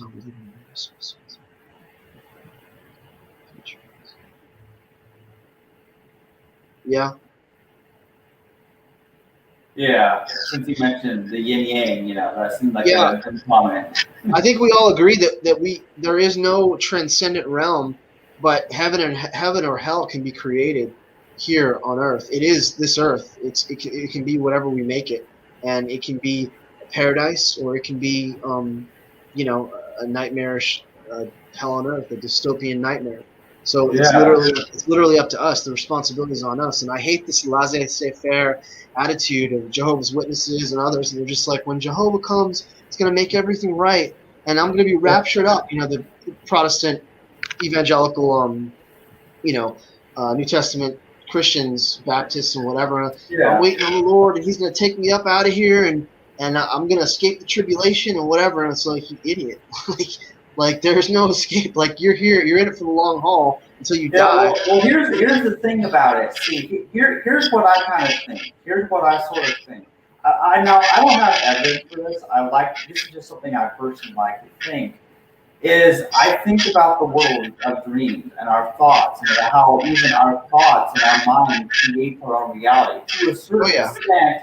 What I'm saying, this is going to sound really whack. People are going to say I want to believe it, but what I am saying is that we are God and we have the creative power. We have the creative power to create our own reality, but not perhaps in the way some might think I'm saying, but collectively by working with other people, but also in our own personal life as we struggle with the good and evil within ourselves. And we create our own reality in our personal lives and through our dreams and that sort of thing. So what I believe is I think that true justice is where everyone reaps and what they sow of their own deeds, their own actions, their own thoughts, all these things, and through that, that's how they learn. That they are the agent by which they are bringing justice upon themselves, whether good or bad, in some sense, if that makes any sense. Well, I agree, but that the consequences, we don't necessarily suffer the consequences of our actions in this life necessarily, the good or the bad. Good people don't always get to be, the leaders, and we don't always succeed, and evil, selfish, pretentious, self-entitled people end up becoming the most successful people, and sometimes they get away with murder, and sometimes they get away with doing all kinds of criminal activity, and criminals can go for years, serial killers can go for years and not get caught, and then they get a room and food every day, and then they get taken out in a humane way. There is no immediate or even long-term justice necessarily, unless here's a speculation, unless whatever you do to others, you are literally doing to yourself. So that as you reincarnate, literally the next experience you have will be that animal that you were torturing. It will be that your submissive wife that you were abusing and beating. Like you will have that exact experience. And this is what's insane. That's what's happening at all times. It is God experiencing all of those things at all times. It's not going to be you individually. This is where there's no real justice, because it's not going to be you individually in the same coherent form. Like you're going to have that same memory, and you're going to say, "Oh shit, like this is exactly what I did to so and so in my past life." No, it's not like that. It's that like it's happening right now. Like you are both the abuser and the victim, and it's happening all at once. And so for you personally, you've already gotten forgiveness. You're already freed, because on some other level you're living the high life in some other form, and you're having a great life. And then at the same exact time, you're also on a lower level, being dominated, being crushed, being exploited by a higher life form. And it's all happening at the same time. So it's really hard to I know it's hard to grasp, but that's what actually, when we say everything is God, that's what we mean. Everything is you. The best way to put it is you are actually everything, except it's all at once. And everything that's ever happened in the past, that was you. And everything that's going to happen in the future, that's you. And every other species and organism, that's also you in a different form. So if you could just get your head around that like, so really, literally, we need to treat one another with kindness and love and respect, because you're literally experiencing the brunt of that punishment and that pain at the same time. See, that's just you're just not identifying. You're just not identifying in the same form. Yes, so get this though, this actually could really be, you could really fit it into Christianity in a certain way if you tried though. You could try that. Like, for example, we already talked about the golden rule that, you love your neighbor as yourself because you are your neighbor is you as yourself. You are one. So there's that aspect of it. There's also the concept that, as you have done to others, you've done to me. It's that same concept. Literally. Only it's nature speaking to us that as you do what to others as well as yourself, you're doing to nature, the universe, God, whatever you call it. And so it is. What I like to think is that although we, as the individual identifiable life form in this, whether it's a simulation or reality or whatever, I like to think that these things are remembered. That these things are remembered in some sort of a way, and that there is a consciousness that remembers, and so at a certain point, everything will be made right. Like, I don't know. I'm just talking out my ass. No, of course, it's the comfort. It's the Akashic records, is what you're talking about. You're saying, I hope that the good that I've done in this life is remembered, and that somehow there's a record of it somewhere, somehow, some way. Somebody was watching. Somebody took notice of it. That somebody saw what I went through, saw what I suffered, and saw the good that I tried to do. And somebody somewhere,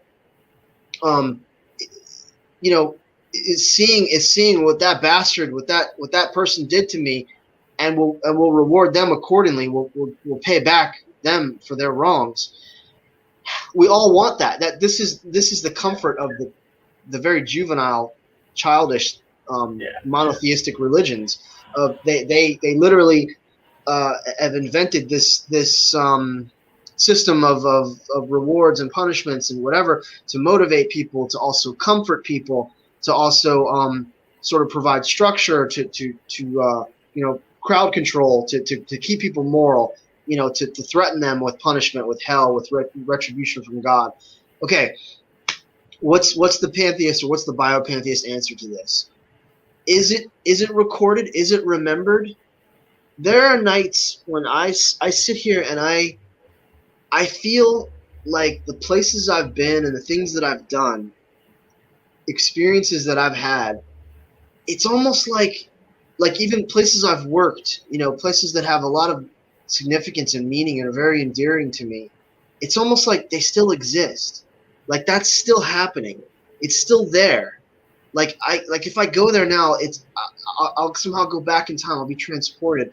That somehow that girl that I had a crush on, that I never got to talk to, that I never could muster up the courage to ask out, or that girl that I was in love with, and whatever, we had a romantic moment on the beach and stuff. It's like, do those things exist only in my mind, only in my memory now? Or sometimes I wonder, the most mystical, magical, most sentimental and nostalgic experiences, and even all throughout history, like these moments of triumph and victory, and do they exist? Are they somewhere still? Is it recorded, like perfectly recorded somehow?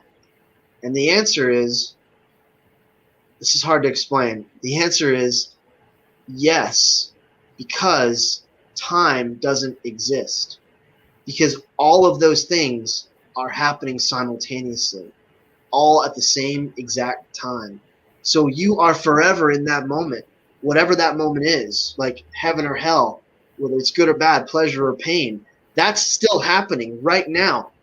Back then, time is not a linear construct. That's just how we formulated in our minds to help sort of organize our day and months and years and and to keep track of time. But time is just one thing. It's literally everything happening all at the same time. It's just that from our perspective, because we're finite mortal beings, we only have a memory of the past, and we can only imagine the future. We can't see the future. All we can experience is this moment, generally this moment, and we have a closer reminiscence of the past.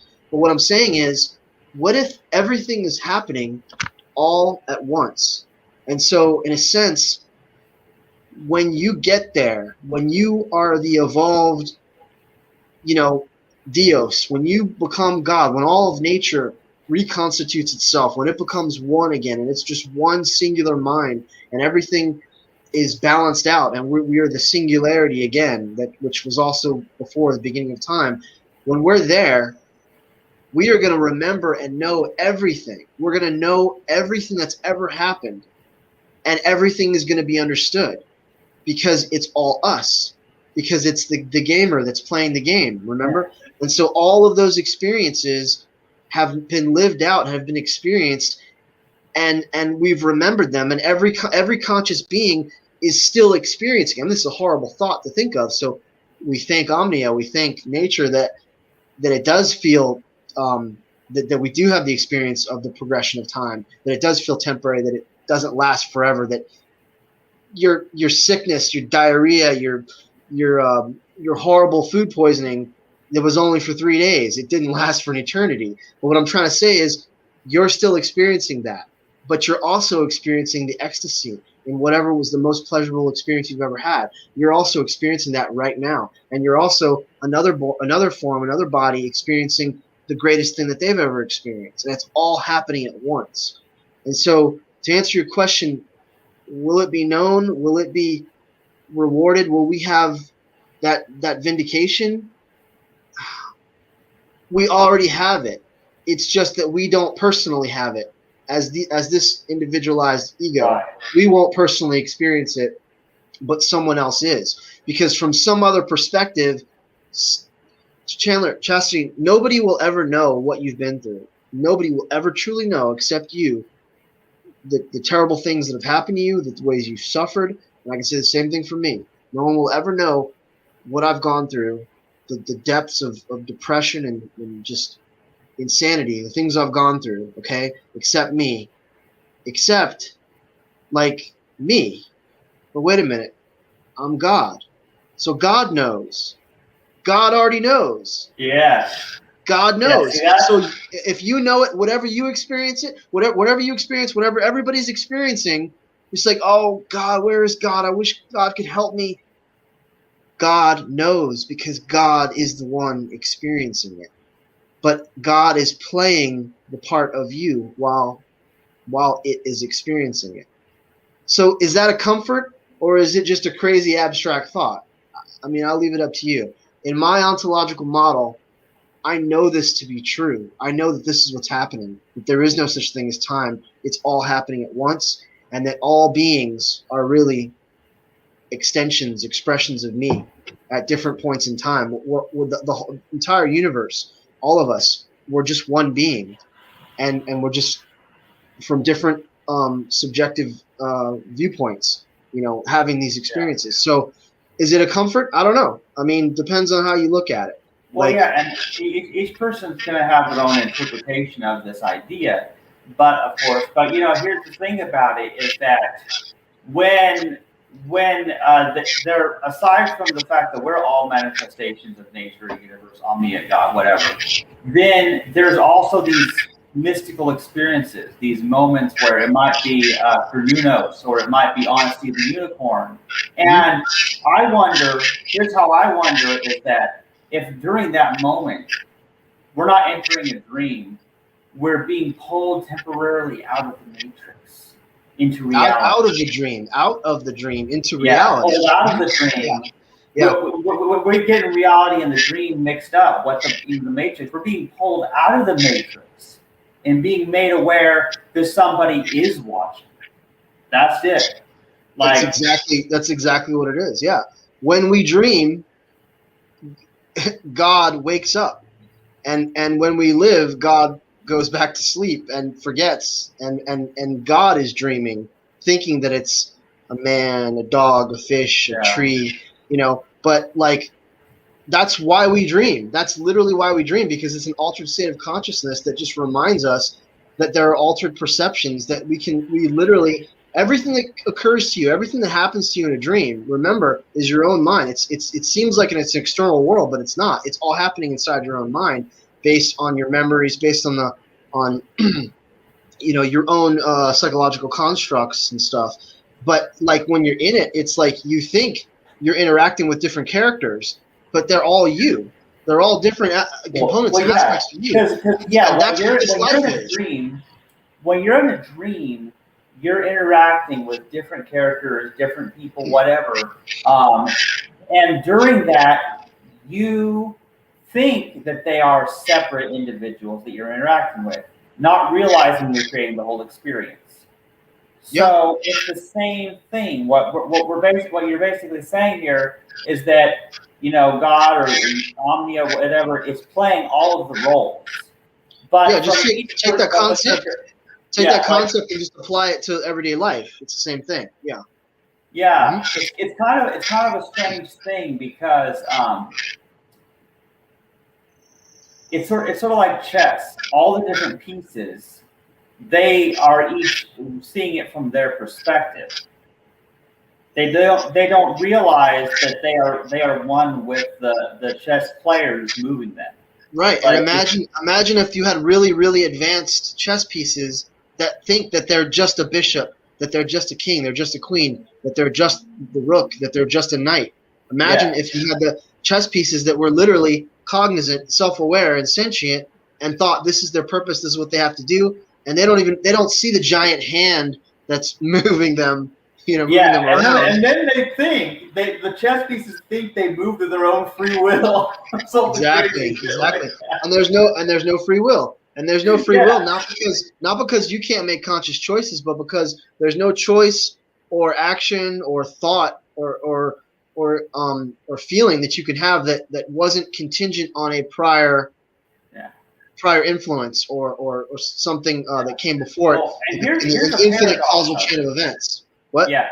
Well, and here's the paradox of it. The most paradoxical experience is saying, "Oh, this should have been a different way. It should have been this," but at the same time, the awareness that it could be no other way than it is. I have trouble with that. I think you're kind of okay. So there's a thing among the enlightened YouTubers and stuff where they'll say, everything is perfect. Everything is it's unfolding exactly as it should. Like, we can't change it. We can't add anything to it. There's nothing that we can do. I'll go ahead and name them right now. Connor Murphy, Frank Yang, and Anna Brown are 3 YouTubers who have had the exact same transcendent, transformative experience. I don't know if it's through the use of entheogens and psychedelics, or just through meditation and through their own study. They have the same belief system as I do. But what are they doing with it? I don't know if they're doing. They're not doing much with it. But what I'm saying is, they're doing a lot with it. And I'm just talking about like understanding causality. That I may wish that something had differently had happened in my childhood in the past, for example. But I would not be able to wish that thing unless that thing did in fact happen to me to make me the person I am today to wish it. So things could be no other way than the way they are, and I understand that as a determinist. So that's you're choosing to take the negative things that have happened and turn them into something positive and let it be an educational experience rather than something that continues to cause you trauma and pain. And the point I was getting at is along the same lines is these people and several other enlightened individuals and gurus and stuff, Eastern gurus, they will say reality, everything that's occurring is happening exactly the way Source, God, the infinite, the way that it wants it. It's all perfect. We can't add anything to it. You can't achieve anything. You can't be any more than what you are. You're already it. You're already there. And everything, all of reality is happening. It's unfolding precisely as it should. And there's this tremendous like peace and sense of like equanimity, and you just you embrace the good and the bad as an experience. And just like when you watch a movie, there's highs and lows, there's scary parts, there's parts that are upsetting, there's parts that you are dreading, there's moments of elation and joy, and it's okay because it's a simulated experience where you're sort of watching it and observing it, and you can get engrossed in it. And people cry. My mom always cries when she watches movies, but at the end of it all, it's okay. It's not that scary, and you don't take it that seriously, like a roller coaster or a haunted house. You don't take it that seriously because you know that it's not real. It's simulation. It's artificial. And what they have come to accept and realize, and I'm working on this myself, is that that's exactly what we're living in right now. Like, we don't need to take it so seriously. Everything is unfolding as it should, and everything is beautiful. Even the ugly parts are beautiful. Like that dichotomy, and that those good and evil experiences, those pleasurable and painful experiences are all necessary for the whole for the whole experience. And so I'm working on that. I'm not sure how much of that I can accept because I'm a very passionate person, and I have a tendency to rebel, and I want to fight. I want to fight the power. I want to fight against injustice, and I want to oppose all this violence and evil. It's really hard, and of course I fear, like others would, I fear that it will make this kind of mentality will lead to complacency, and it will allow people to just become apathetic, and of course engage in selective selective compassion, and basically you just become I'm drawing a blank now. You become a moral relativist. That's what I'm saying. You become a moral relativist, and you just, like all the fucking pantheists, the 10,000 pantheists in Perry's group that just say everything's beautiful, everything's one. There's no difference between a potato and a pig. It's all the same, and we're all, everything is one. Everything is God. Everything is perfect and beautiful. And I'm just like, it's not. no, it's not. I'll be back. I have thoughts on it, but I gotta use the restroom again. Yeah, we got to find that balance.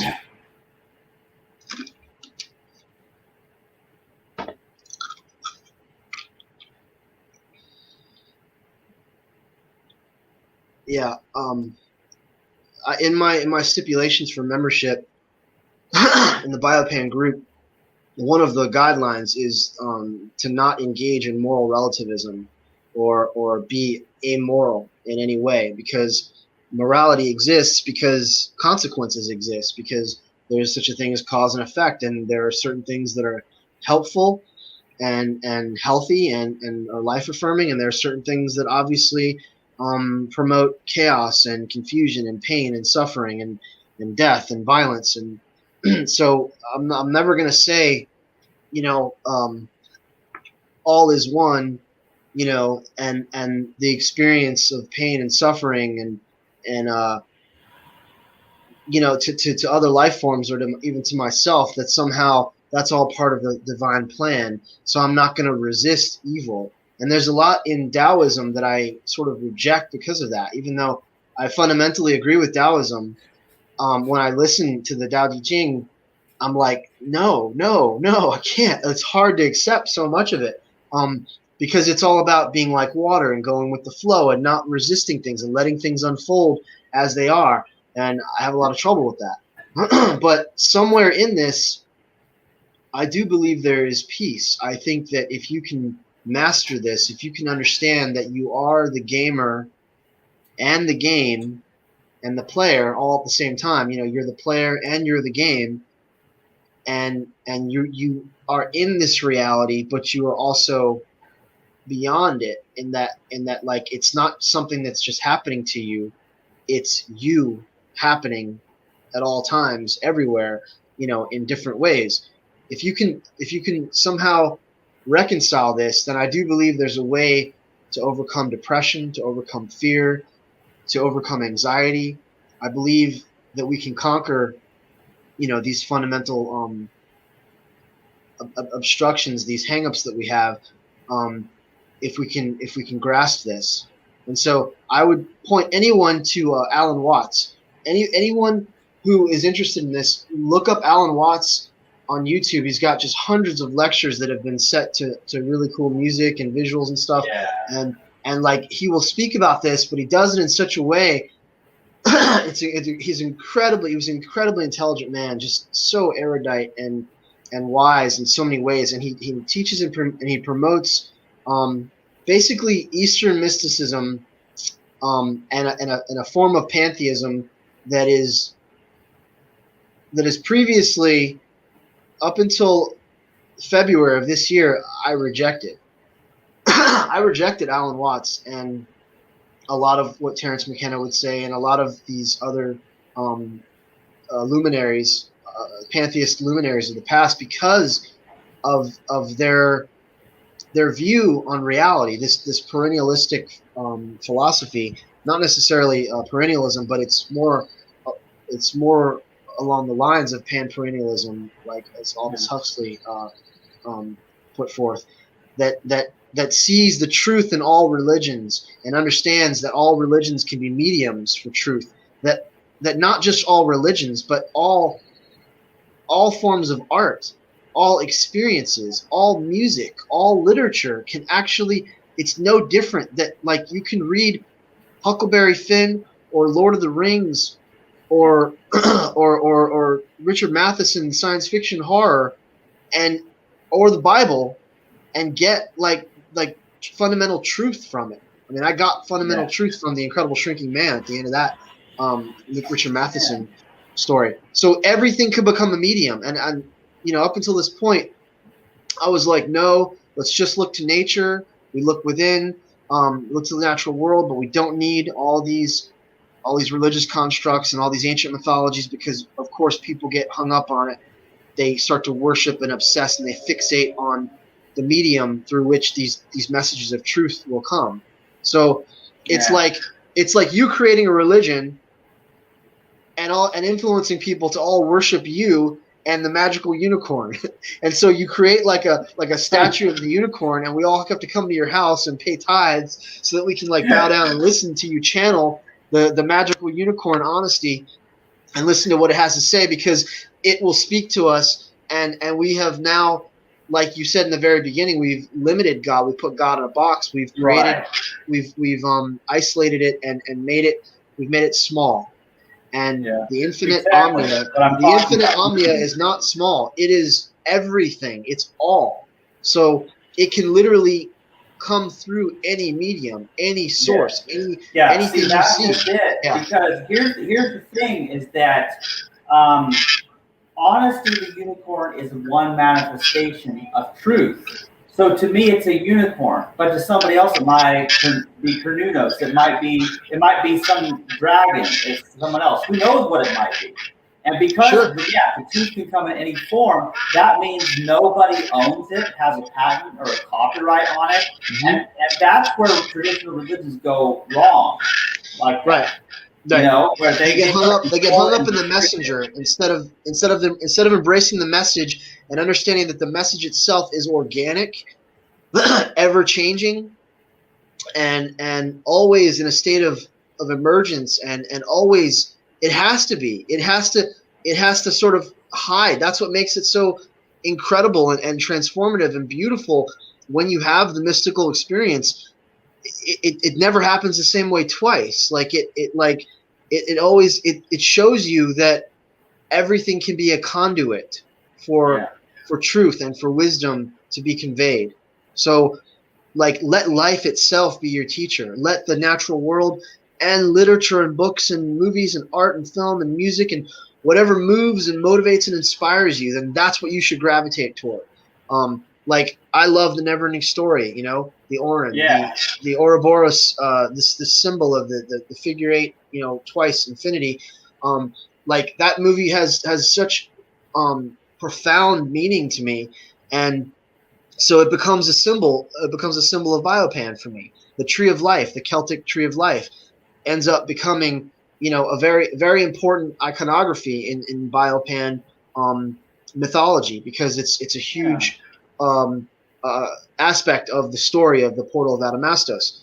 So certain things like that, like that, you might draw from pagan sources. You might draw from Egyptian mythology. I was just talking to a friend earlier who's talking about all the rules or the guidelines of Ma'at, and they're just as true as the Ten Commandments. I mean, the Ten Commandments were literally ripped off from the Egyptian Book of the Dead. They just like reversed the word structure of it. So like literally, you said it, and I think I quoted it, and I left it in a comment. That truth can be found in, God's voice can be heard in all things, and truth can be found in many sources. Don't just think that there's one place or one source or one book or any of that. That is what's beautiful about the all, is it truly is all of life. It's the universe speaking to you. I mean, I've seen God in the stars. I've seen God in my cat. I've seen God in you're gonna cringe, but in the naked body of a woman that I love. I've seen God in horror movies. I've seen God in scary films that like people think are satanic or something, and I get like spiritual messages from them. How is that possible? Because once there's a verse in Scripture, I think it's in Timothy, to the pure all things are pure, but to those who are corrupt, both their minds and hearts are corrupted, something like that. But it's been too long. I can only paraphrase Scripture now, but it's true that everything can become a conduit and a medium for this truth. I tried to explain this to you once before, but you didn't understand it. And I was talking about movies, and I was talking about mythology, and how inspiring certain songs can be, and how we can have a form of naturalistic spirituality that doesn't involve belief in the supernatural, but can literally come through any source. And so you're having this experience now where you're channeling, and you're having these dreams and these sort of waking visions, and it's exactly the power that I was tapping into when I wrote the Portal of Adamastos. Yeah. And another thing is, at times we may be afraid of where the truth will lead us. Like, like you may find something that you didn't want to know, you didn't want to find out. That's another thing I struggle with, is that when you seek truth, you then have to accept the consequences of what you discover, what you find out. Yeah. And it's not just about something that's going to make you feel better. You care about the truth regardless. You're going to follow it to its end. I'm not afraid of the truth of anything that gets revealed. What I'm afraid of is maybe being wrong now, with the limited amount of wisdom or knowledge that I have, and then I'm gonna mislead people. I don't want to mislead anyone. Yeah. And so I'll learn something later on, like when I sort of first rediscovered pantheism, and then became a biopan, and sort of developed this this comprehensive worldview. Like, I wasn't vegan, and then as I discovered it, and it's a long story, and many people have heard it, but once I became a vegan, it was literally the reason I became vegan. It was because I was teaching and promoting biopan. I incorporated it in, and I was like, there's no way that I have to change. I have to update my philosophy. I have to grow and expand, and I have to include veganism, as the natural progression of pantheistic thought.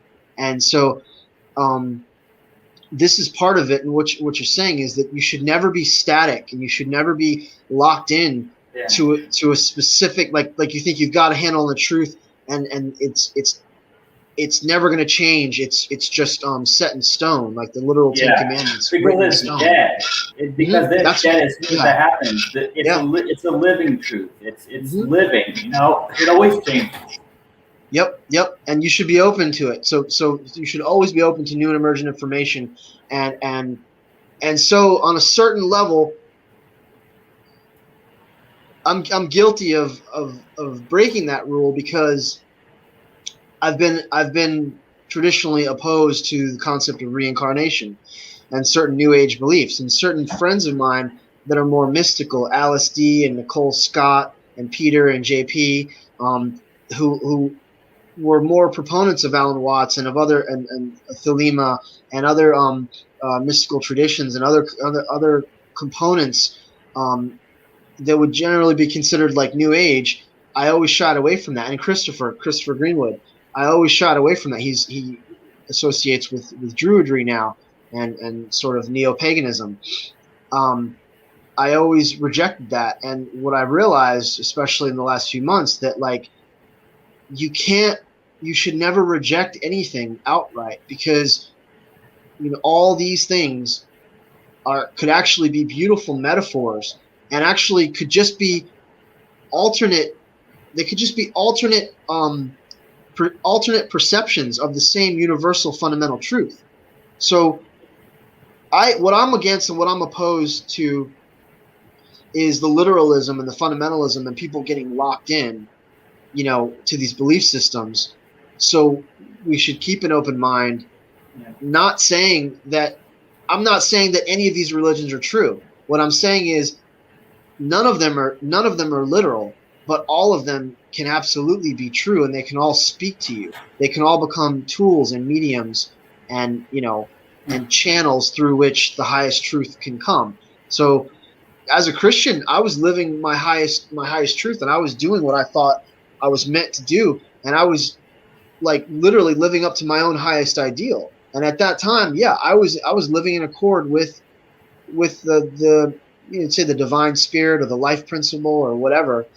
I was living in accord with that, but based on the limited knowledge that I had. And once I learned history, and once I understood the origins of Christianity, and I delved into comparative mythology, like it all changed, and I advanced, and I said, there was no literal Jesus. He's an amalgam of several historical and fictional characters. He's a rewrite of Old Testament patriarch, Old Testament prophets. And so I became a mythicist, and I understood. But there's some absolutely beautiful allegories and motifs in the whole gospel story. The whole gospel is an incredible allegorical passion play of what occurs in nature, and also the death of the ego, and also what we all have to do. So I still identify with the Christ figure, with the Jesus character. Absolutely. I just know that no character ever existed in this historical reality, but I absolutely believe that, like, on many levels, each one of us is Jesus, having to face, the ultimate temptation, having to overcome, our own insecurities, our own self-doubt, having to lay it all down, to lay down our lives for our friends. Like, we go through this experience. Yeah. Like, it's a great, I would never want to throw it away. It's a great story, because there's certain fundamental truths embedded in there. Yeah, well, and here's the thing about it, is also a person might still have little beliefs in some of these things. You know what I'm saying? Like, we don't want to make claims of things that we can't really know, obviously.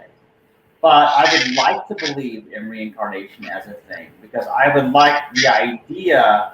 See, I like the idea of after I die in this life, that there is some other life, like maybe I'll be a different type of human, or some other animal, or some alien in some other planet. Like, I don't know, but I like the idea. Here's the idea I like.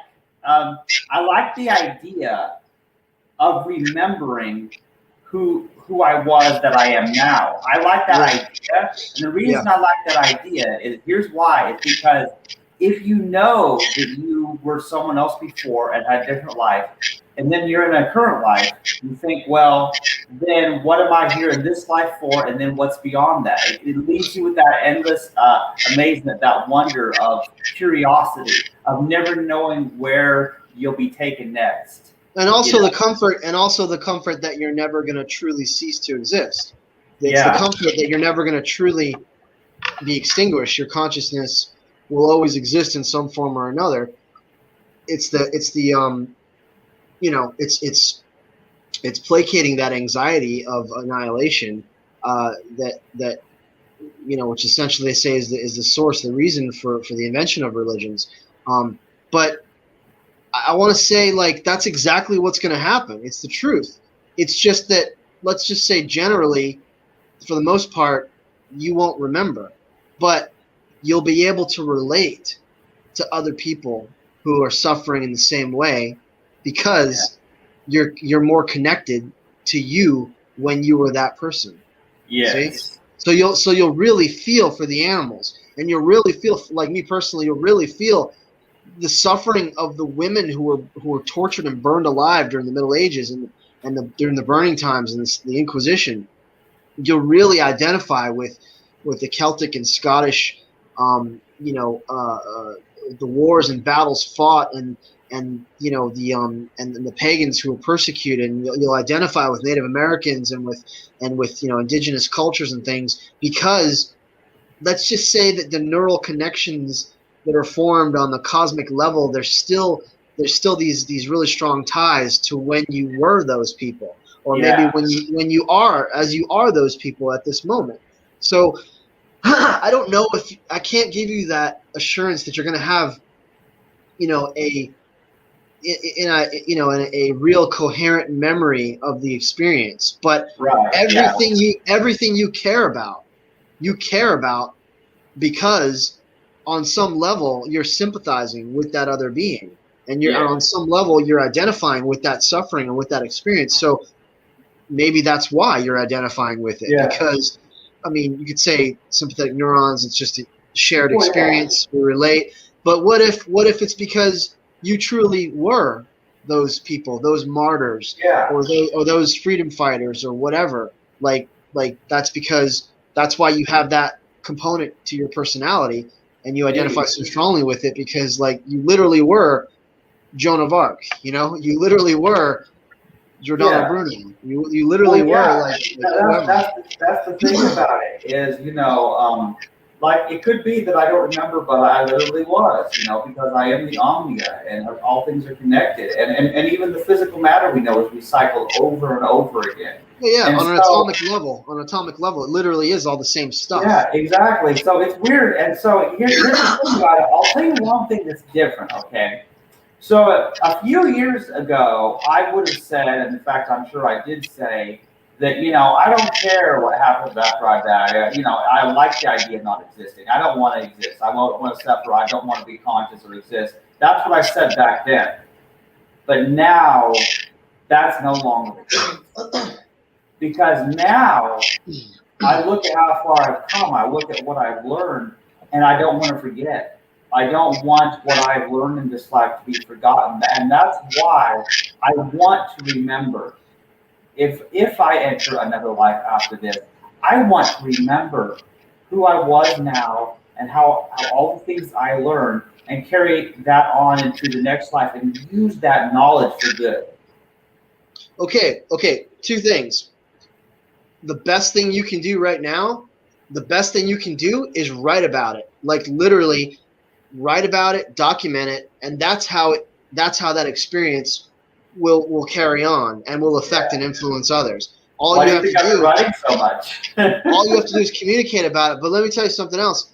You've already written hundreds of novels because you've made hundreds of videos, because your YouTube videos are going to exist, and they're literally out there in the ether of this other universe that's Yeah. formulating of cyberspace. So you may become the icon of generations down through history, the person who embraced both their feminine and masculine side, the person who identified as both male and female, that transcended Yeah. traditional gender, the person who whatever, like the Yeah. eunuch, the unicorn eunuch, like who Yeah, knows what could happen. Like it's exactly. making Bill and Ted, Bill and Ted's Excellent Adventure, and they didn't even realize that they became the they were the forefathers. They were the forefathers of the future generation that was Yeah. like this idealized society, and they didn't even realize it. And it was just so cool because through time travel and stuff, they figured that out. So like, who knows? But so the one thing is, pass on and um like immortalize your thoughts and ideas the way that you have been through video and through writing. Yep. That's the idea. That's exactly what I've been doing, because I know that stays regardless of whether I actually reincarnate into whatever else. Regardless, it's about my life now will be recorded for everyone else to see as well. That's another thing, you know. And then So that's why part, documenting these things, recording these things, writing these things is so ultra important. I'm losing the thought, but like, refresh my memory again. You said that where once you didn't want to live forever and exist and have a past life, I mean, or have an afterlife, now you do, because you want to remember. Tell me that again. Repeat that again. You want your consciousness to continue after death. Yeah, I want to remember who I am. Like I could, like I think about this. Whether I'm another type of creature on Earth or some other planet or wherever else, I want to remember who I was and what I learned, to be able to not start with a blank slate, but to actually remember everything, the good and the bad, everything, so that with that knowledge, I can then do better in the next life than I did in this life, because I would be armed with knowledge. Like I'm not saying it's possible. I'm not saying I believe this will happen, but it's a nice thought. You know, I like that idea. Yeah. You can research, and this is a component. This is an arm of Biopan, is that I want to create. I want to organize a paranormal research group that investigates near-death experiences, out-of-body experiences, paranormal phenomena, like all metaphysical claims. I want to investigate and get to the bottom of each of these phenomena, so that like we can finally have a definitive answer when it comes to this stuff. So the only thing that I could suggest is you could research like Raymond Moody and the the life after death. What the hell is it called? The Near Death Institute that he's created, and there's hundreds and hundreds of cases where they've talked about their experiences, and they've seen loved ones, they've seen a light, they've met this higher presence called God or whatever, and they've come back.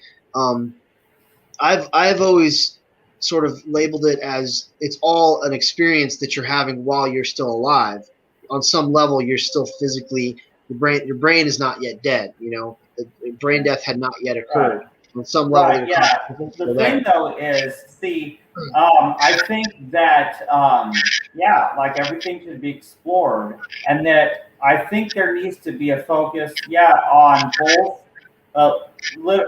People can believe some things literally, but also some things as allegory that in the past were seen as literal. You know, and some things that used to be allegories that are now literal. Like, you know what I'm saying? Like, seriously, everything is so complicated. Well, no, everything, because everything is just another version of itself from a different perspective. Yeah. So it all seems relative. What I was saying is you might find comfort in investigating and finding out if there is some continuation of consciousness. I generally typically don't believe that there is a continuation of the conscious experience of the individual past the point of brain death. But if all of life and the entire universe is the brain of God, and there are continual manifestations and life forms emerging and always coming about, always popping into existence, and this is just on one planet. Can you imagine the 8.8 billion Earth-like planets just in the Milky Way galaxy? So this is happening everywhere at once. Like we are not alone, and we're not alone in this experience.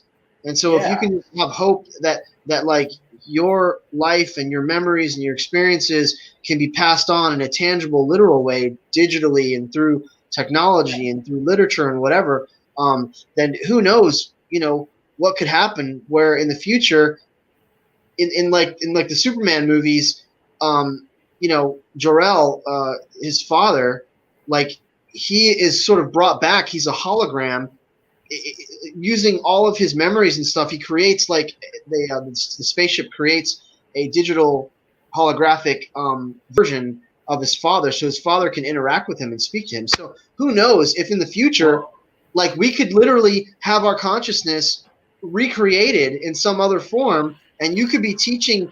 You could be teaching lectures. You could be like in a museum somewhere, giving like talk and basically a form of you, because all you have put so much of you've already uploaded so much of your consciousness Yeah. onto the internet. Yeah.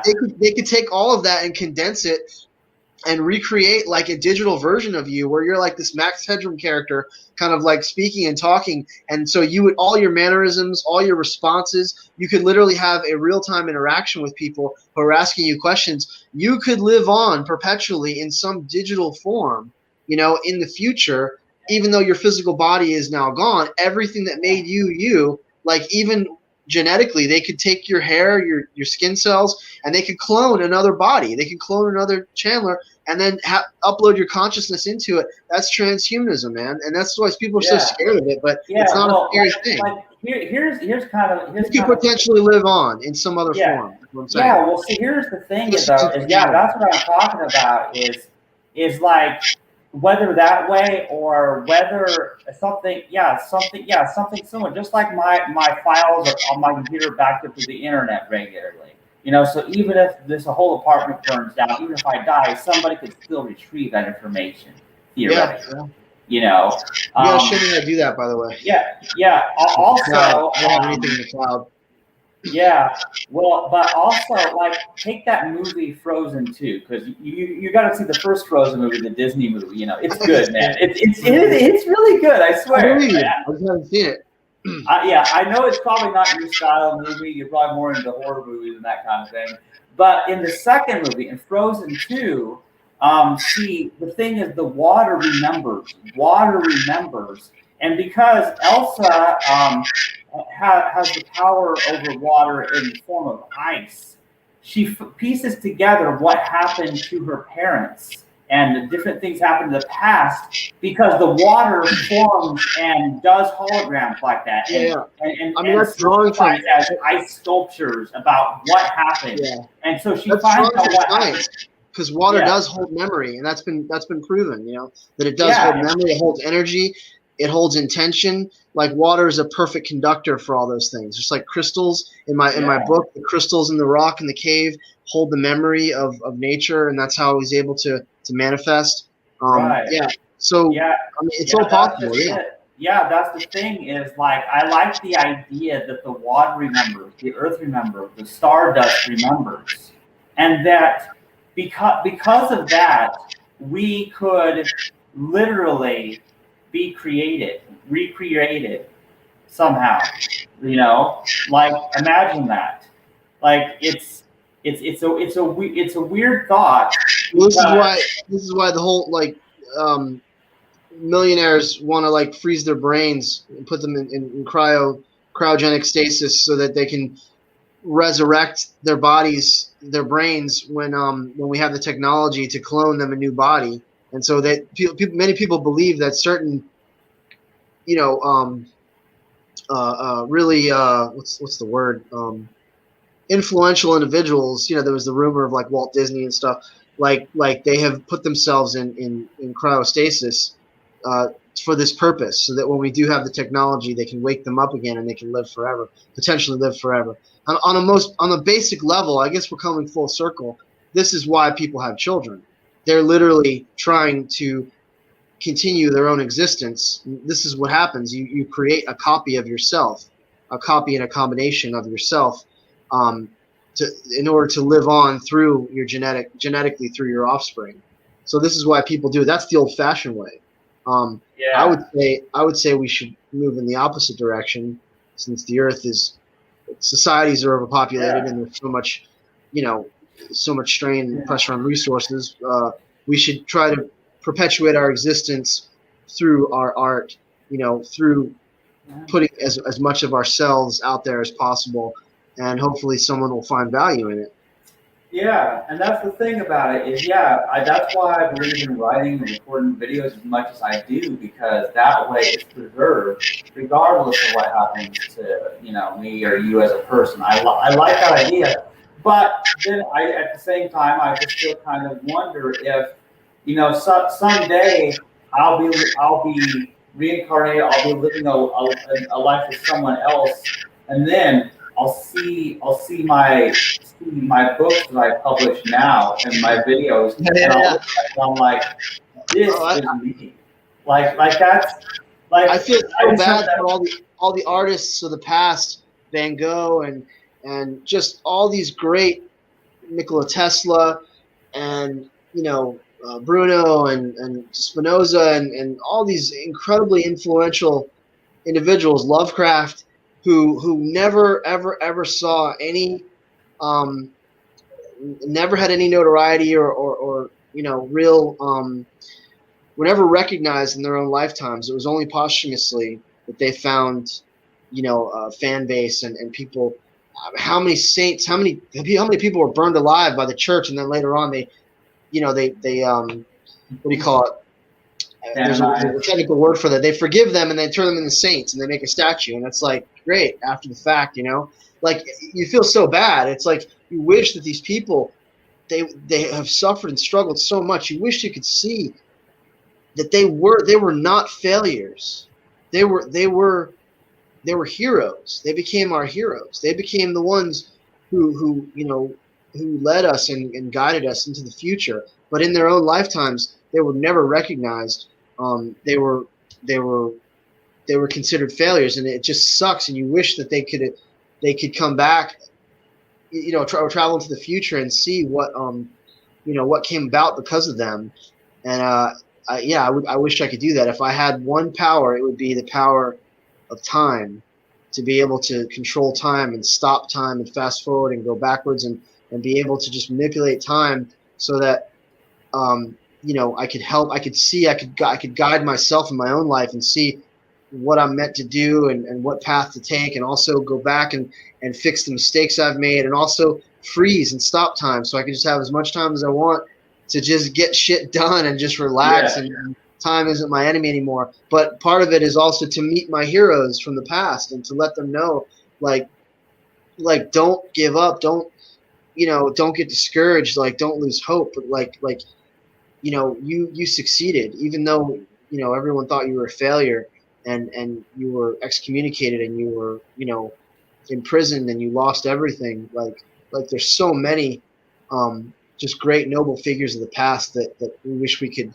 show them, you know how influential they really were, and how important they were to us, and but then who knows, maybe if they knew that, then maybe they wouldn't work so hard. Maybe they wouldn't well, yeah, they that's wouldn't why fight so hard. You might yeah, mess up. maybe it's You might better that mess up they the don't know. path, you know, because it'll then they'll be complacent about it. Maybe they were as great as they were because they just didn't know, and they were just giving it their all. They couldn't see the future, and you know they just put everything they had into it. I mean, this is I'm speaking for myself right now. This is like my life. Yeah, I wish, I wish I knew what the future holds, but I guess that's part of the experience, right? Like yeah, it's yeah, novelty, it's dude. not knowing, it's the excitement, and then when you do reach success or whatever, then it'll be it'll be that much more enjoyable, and it'll be that much more of a surprise, and it'll be truly a transformative experience because you weren't expecting it. So, I mean, if you knew everything, you would get bored, right? That's why we watch Yeah, movies that we haven't seen. We read books that we don't know the ending to. Like, we don't want to know the end from the beginning. So there's a part of God that wants to be, finite and mortal, and wants to have this terrible, horrible, painful experience of anxiety and trepidation about the future.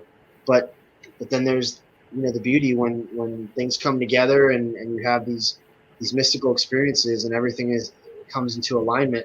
Then it makes it all worth it, and it's like, why did I ever doubt? Why did I ever fear? Everything's going to be all right. Everything's going to be okay. I wish I could tell everyone that everything's going to be okay, but I think we have to make it okay. We have to make it. We have to make this earth what we want it to be. Otherwise, it's going to spiral, downward into chaos and misery and destruction. So it's still the responsibility. The onus is on us to do right by each other and by the earth. Yeah, it's a weird thing. And see, here's the thing: is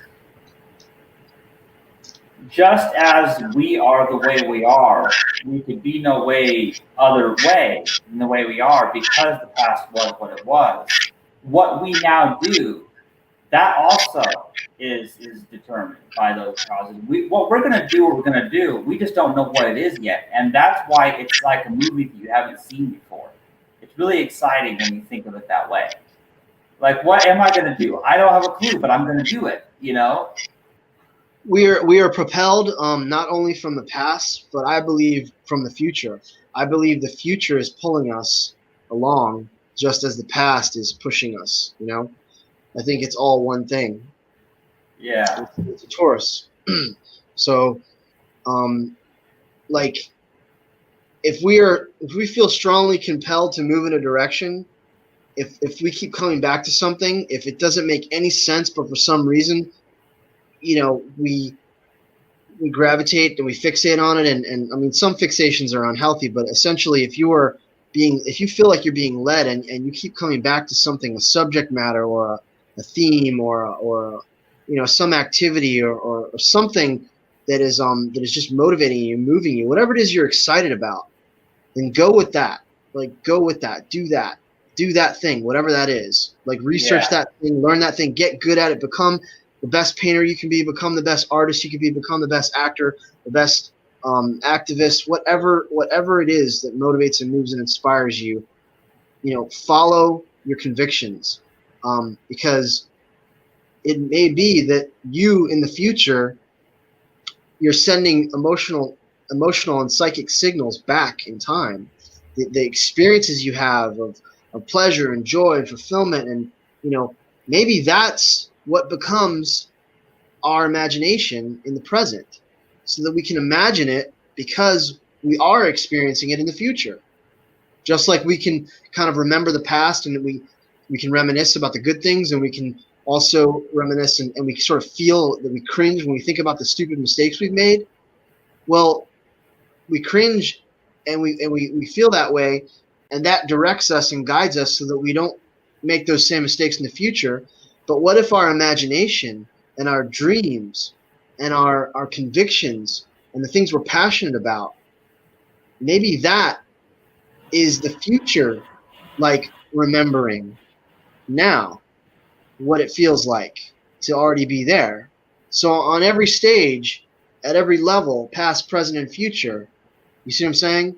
Like, we're guiding ourselves, like, psychically, because on a quantum level, because time and space, quantum means extremely, extremely small, microscopic, beyond, subatomic. Quantum is like subatomic, right? So on a subatomic level, like, time and space become irrelevant, and you can travel distances, and there's spooky action at a distance, and you've got like superposition, and you've got quantum entanglement, and all these different things. So what if psychically, on a certain level, you're feeling and experiencing what you're supposed to because that's you sending the signals that transcend space and time from the future. And this is a fascinating concept. I've always thought about this. I've always wanted to explore this further in the connections between the past, present, and future. That if it really truly is all one thing, then it's no different than you feeling something or remembering something that happened yesterday, or you're going to imagine something that's going to happen tomorrow, and then it actually happens because you're that close to it. You're already close enough to it that you can envision it. And maybe that's what all of experience is. So I guess the key, what I'm trying to say is, trust yourself, trust your gut, trust your instincts, trust your intuition, because that might just be God in you leading you and guiding you, or you, your higher self, guiding you into the path that you're meant to take. So Yeah. I mean, there's that. So I don't know. I'm not going to say definitively anything. I'm not going to be emphatic about anything because it's always changing. We're always learning. We're always growing. Yeah. So, like the best we can do is just the best that we can do. Just live up to your own highest potential. Don't compare yourself to others. Compare yourself to yourself and where you were yesterday. And if you can, grow and advance and achieve and accomplish things, and make progress, if you're better today than you were yesterday, then you're doing good. The trouble we get into is when we compare ourselves to others. And I do this constantly. Our success, our failures, whatever, we envy others, and we wish we had what they had, or we wish we could be them, or we wish we would be somewhere else, or others' expectations of us. But like truly, just compare yourself to yourself, and Yeah. and then you won't feel bad, and you won't regret the past so much, and you won't be so apprehensive about the future. You'll just kind of flow organically through this illusion that is time. Yeah, I like that. It's sort of like in this one video game, this racing game, where you get to race against your own ghost. You get to race against the ghost of the last time you ran That's that course. interesting. I don't know how it's Yeah. possible. You always have like the perfect analogy, and usually has something to do with a video game or a cartoon. Well, dude, okay, there's probably only one person that has played more video games than me, and that's probably our friend Jamie. We got to get him on. We got to have another like old school, have podcasts, and we'll all be there. Speaking of, I probably got to go soon. Peter wanted to connect, and a bunch of people are messaging me and stuff. Yeah, I need to check my phone and what I've been missing too. But I'm starting to lose my voice. 3 hours. Yeah, I'm starting to lose my voice, but I mean, I'm surprised you didn't cut it short before now. But I guess you've enjoyed the talk. It's been enlightening. Well, yeah, it's been great. And see how it all started by me reading that Facebook post? You see what I'm talking about? The organic progression of one thing to another. I'm loving it, man. So that's the thing. But it's been a really good talk. It's been great doing this again. This is the kind of discussions I like to have, and what I like doing these spontaneous live streams. It's really good. And Jamie, your comments are much appreciated. Yep. We'll do it again, and let's get some more people involved. And we were all over the place with this one, but we'll have a theme, and we'll just try to sort of explore and uncover, get to the bottom of a certain issue, and it'll help to have like maybe one other person. So yeah, sure, yeah. I'm down to do it. Yeah, but it's been good, man. So yeah, I guess we'll each go and do what we need to do. But I like that I had the day off and I was free to talk. Okay. Thanks for the opportunity, and yeah, we'll keep in touch. And I hope to any listeners, viewers out there, I hope you enjoyed this really expansive and multifaceted conversation. And we'll try to do it more. I've been kind of shying away from doing any kind of video, live streams and stuff. I just don't really feel like being seen or having to like worry about my appearance. So I'd probably do better just doing audio. But yeah, to anybody watching, check out my website, check out my YouTube channel, biopan.space, and Facebook group is biopantheism, biopan the ism, and my YouTube channel is Poffo Ortiz. Nathan Mornday is my pen name. That's my pseudonym as I author my books with that anagram. So anyway, thanks for the opportunity, Chastity, and let's keep in touch, and we'll talk some more. And maybe next time we can just focus on the experience of channeling, of the mystical experience. Like that could be the subject of the next talk. Yeah, sure. Why not, man? Let's just focus on the mystical experience, what's actually occurring, and also maybe practical methods that other people can use to tap in and sort of connect with their higher selves and experience inspiration and guidance and direction and stuff, because we all need that, right? I mean, that's what we're all looking for is guidance and comfort and security, and that's what spirituality provides. And this is a form of naturalistic spirituality that isn't contingent on, you know, the any supernatural concept. This is just human beings literally, you know, tapping into their higher selves, and this is something that's available to all, you know. And there's certain substances that can help with it, certain altered states of consciousness you can get into that can help to facilitate that, you know. So breathing exercises, meditation, different things, reciting certain mantras, or you know, just sort of contemplative, introspective, deep philosophical, you know, analyzing. That's kind of where it comes from with us. We're just very analytical, you know, very deep philosophical, analytical people. So anyway, that's what happens when we get together. It's like coffee shop conversation. It goes Yeah, yeah, tons of crazy. it's just awesome. We never know where we're gonna end up. Yeah. All right. So, all right. Have a good night, and thanks to everybody if you've been watching this whole time, or if you're watching in the future. You know, contact us, and we'll do it again sometime. So, thanks for the opportunity. Yeah. All right. Goodbye, everybody. Be excellent to each other and party on, dudes.